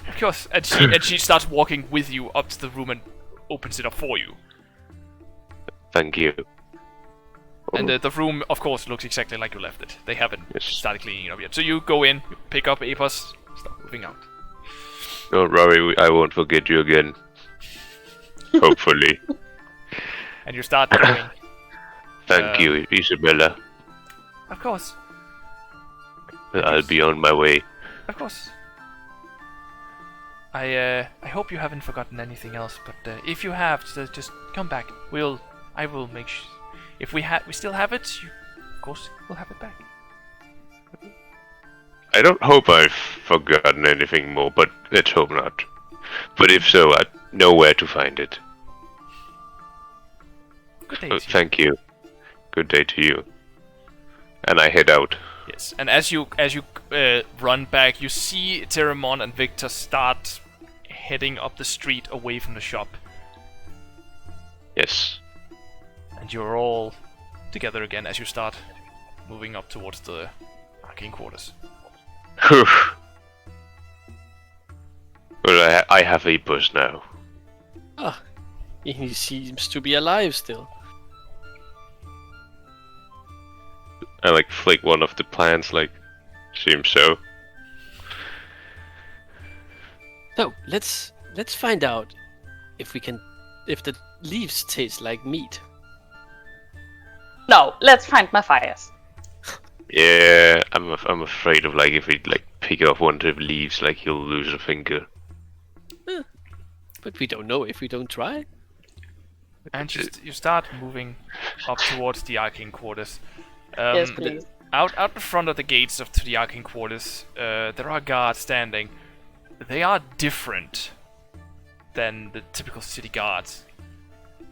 These guys wear heavier armor first and foremost, and they seem to have some more interesting looking swords and shields specifically.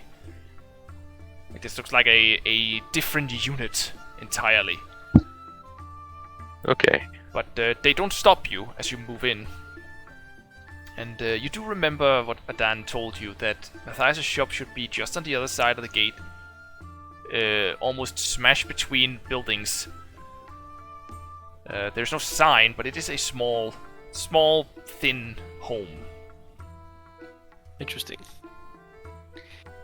And all the way there we were discussing about the plant, and it's like, so do you think if we water him too much, will he then have water in his ears?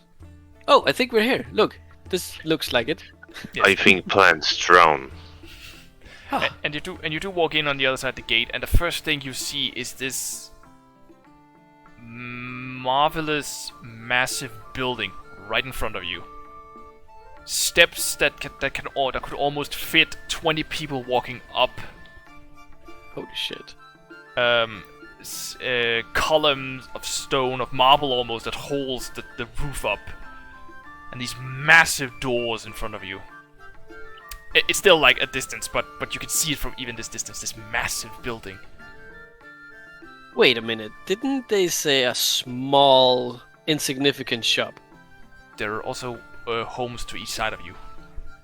But right in front of you, right on the other side of the gate, directly ahead, is this massive building. Well, I guess that's not it. No, that can't be it. They said small and insignificant place. Small and squished. And you do find a building that looks small and squished. Let's try That must be one. it. Is there a sign? No. Knock, knock. The door opens as you knock. Just Okay. it doesn't just go. It's not that it just like pushes itself a little open. It opens completely up. Okay. Okay, this is weird. Echo! And you hear a voice from inside.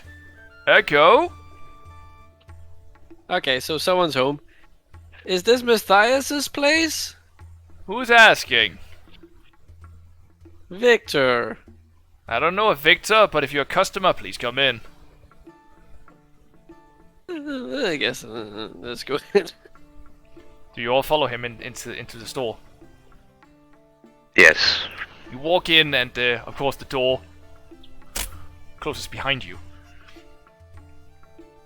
And in the room, standing behind this small counter, this relatively dark lit room, is a relatively tall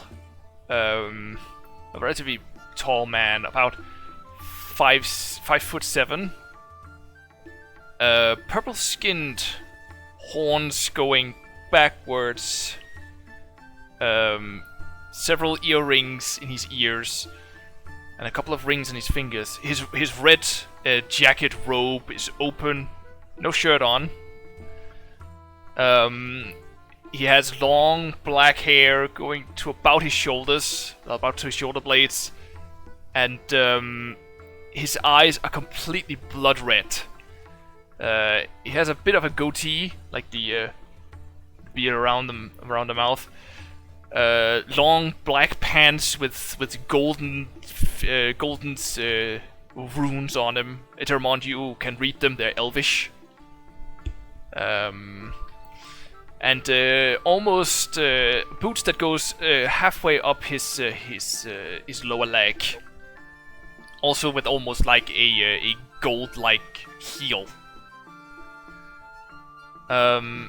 And he essentially extends his hands as you walk in and says, "Greetings, friends. Welcome to Magnificent Matthias' Magical Menagerie in Gizmo. I am Magnificent Matthias.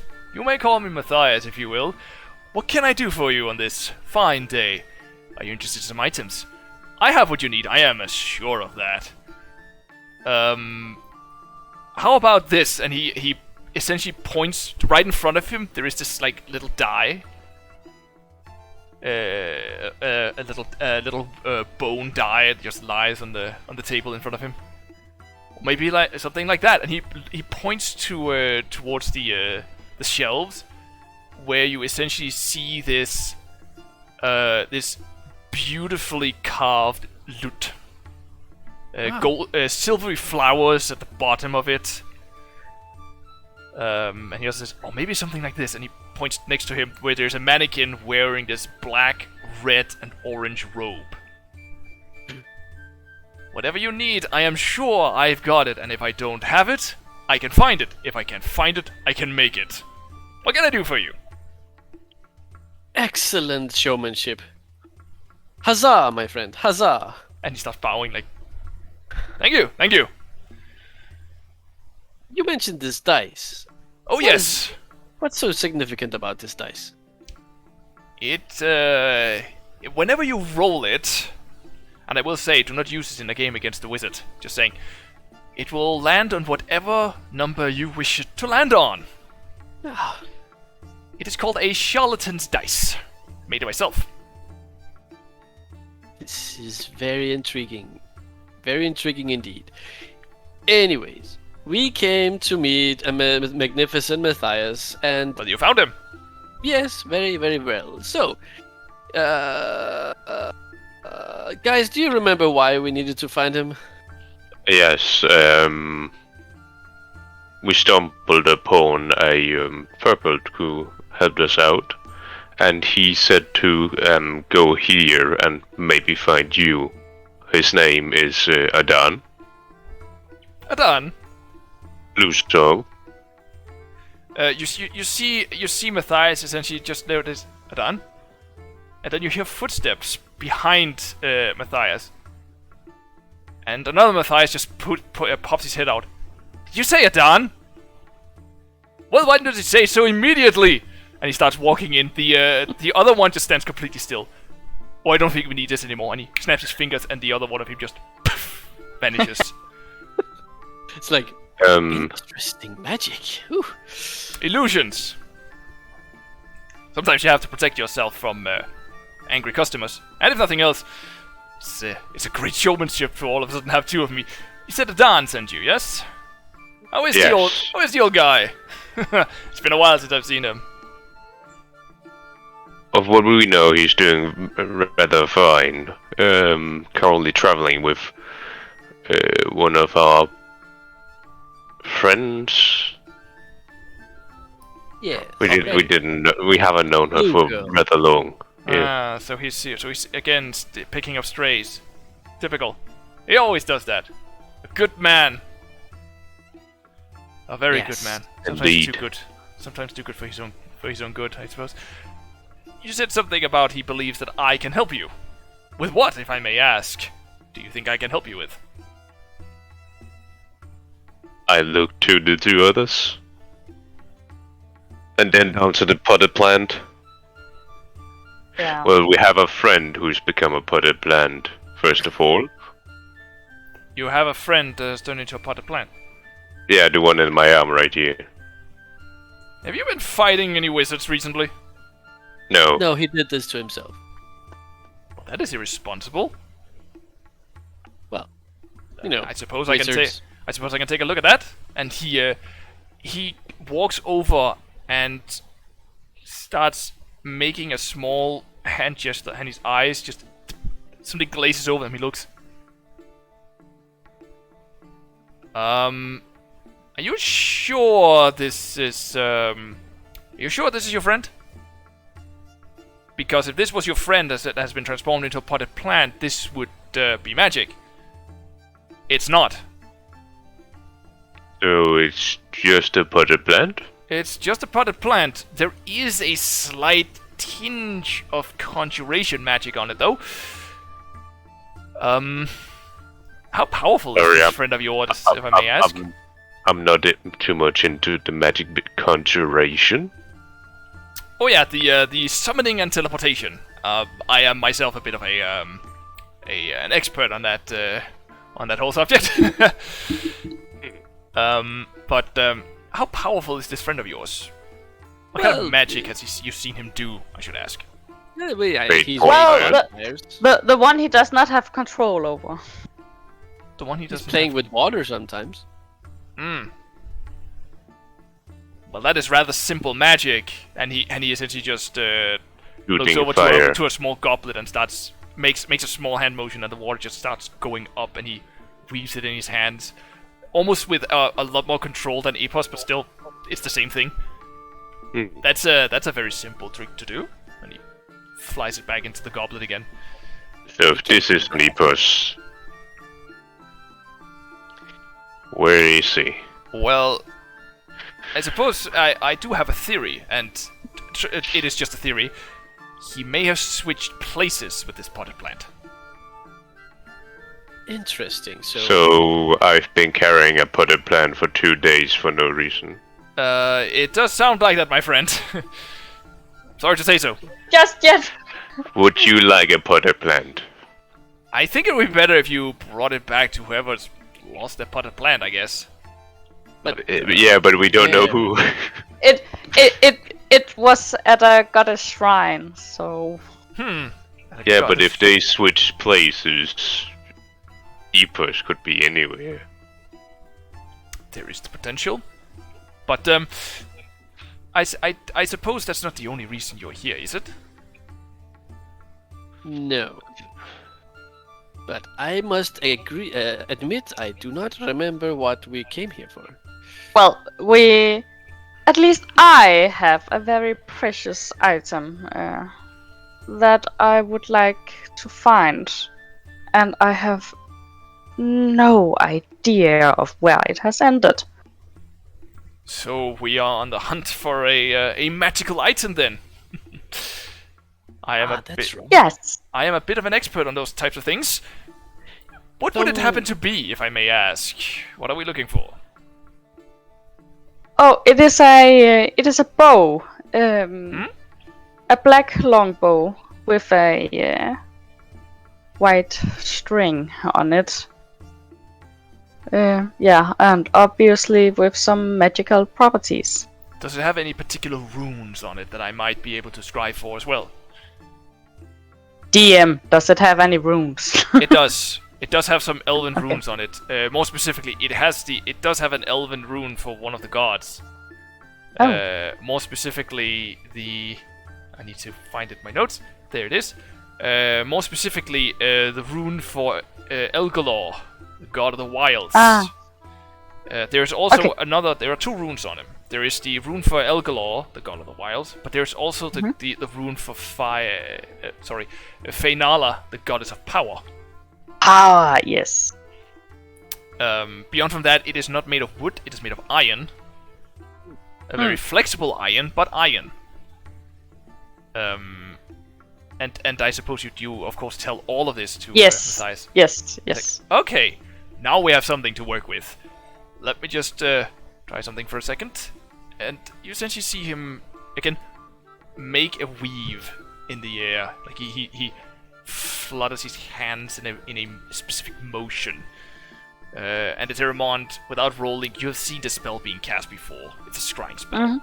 It's not that uncommon for your people to play around with scrying magic and divination specifically. So you have definitely seen people cast this spell before. But he casts the spell and it's like, I seem to be getting somewhere. And he stands there for a couple of seconds, and all of a sudden, you see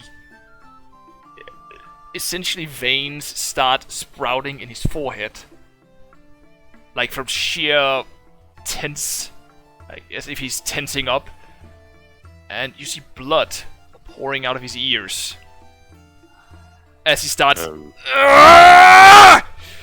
and he just Are you alright? This seems bad. Someone's warded your things.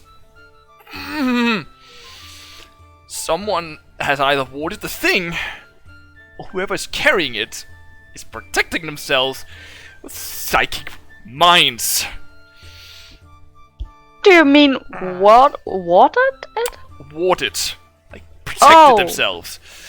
Either the thing has been warded so it either cannot be found, or the person wielding it has put psychic minds around their, well, mind. I'm going to find them and kill them. Maybe you'll get the chance. Twice! Oh, maybe you'll get the chance. Maybe you could do you could do a little bit for me then. Oh. sorry to say it, but I don't think I can. Although, maybe it's the pain, but maybe I can help. But I might need something from you people. I need something specific to cut through these mines. A special knife. I unfortunately don't have one of those, and it is not sold here. But I may know where you can find one. If you are interested. Yes, indeed. You don't necessarily have happened to see a very beautiful ring. If it was taken at the same time as this bow, it is very likely on either the same person or a different one that is also awarded with this mine. And trust me, one headache is enough for one day. Trust me. Excellent. So, I want this item found, and you will help us if we get you one of these knives, you say? Yes. But I do have to ask you. Have you ever heard of the Witch of the Dislan Wilds? Have we heard of the witch? We will talk about that next time. As Oh, this shit. is where we will end the session. Yes. Cliffhanger. Awesome. Nice. And this is, like I said, where we will end the session for tonight. Yes. Thank you for watching, everyone. And again, I almost want to apologize for the little shorter session, but Yep, sorry. this was very likely the best place to stop. But we'll see all of you, hopefully, in 2 weeks' time. Till Yep. next time. Yes. Bye, Have guys. a good time.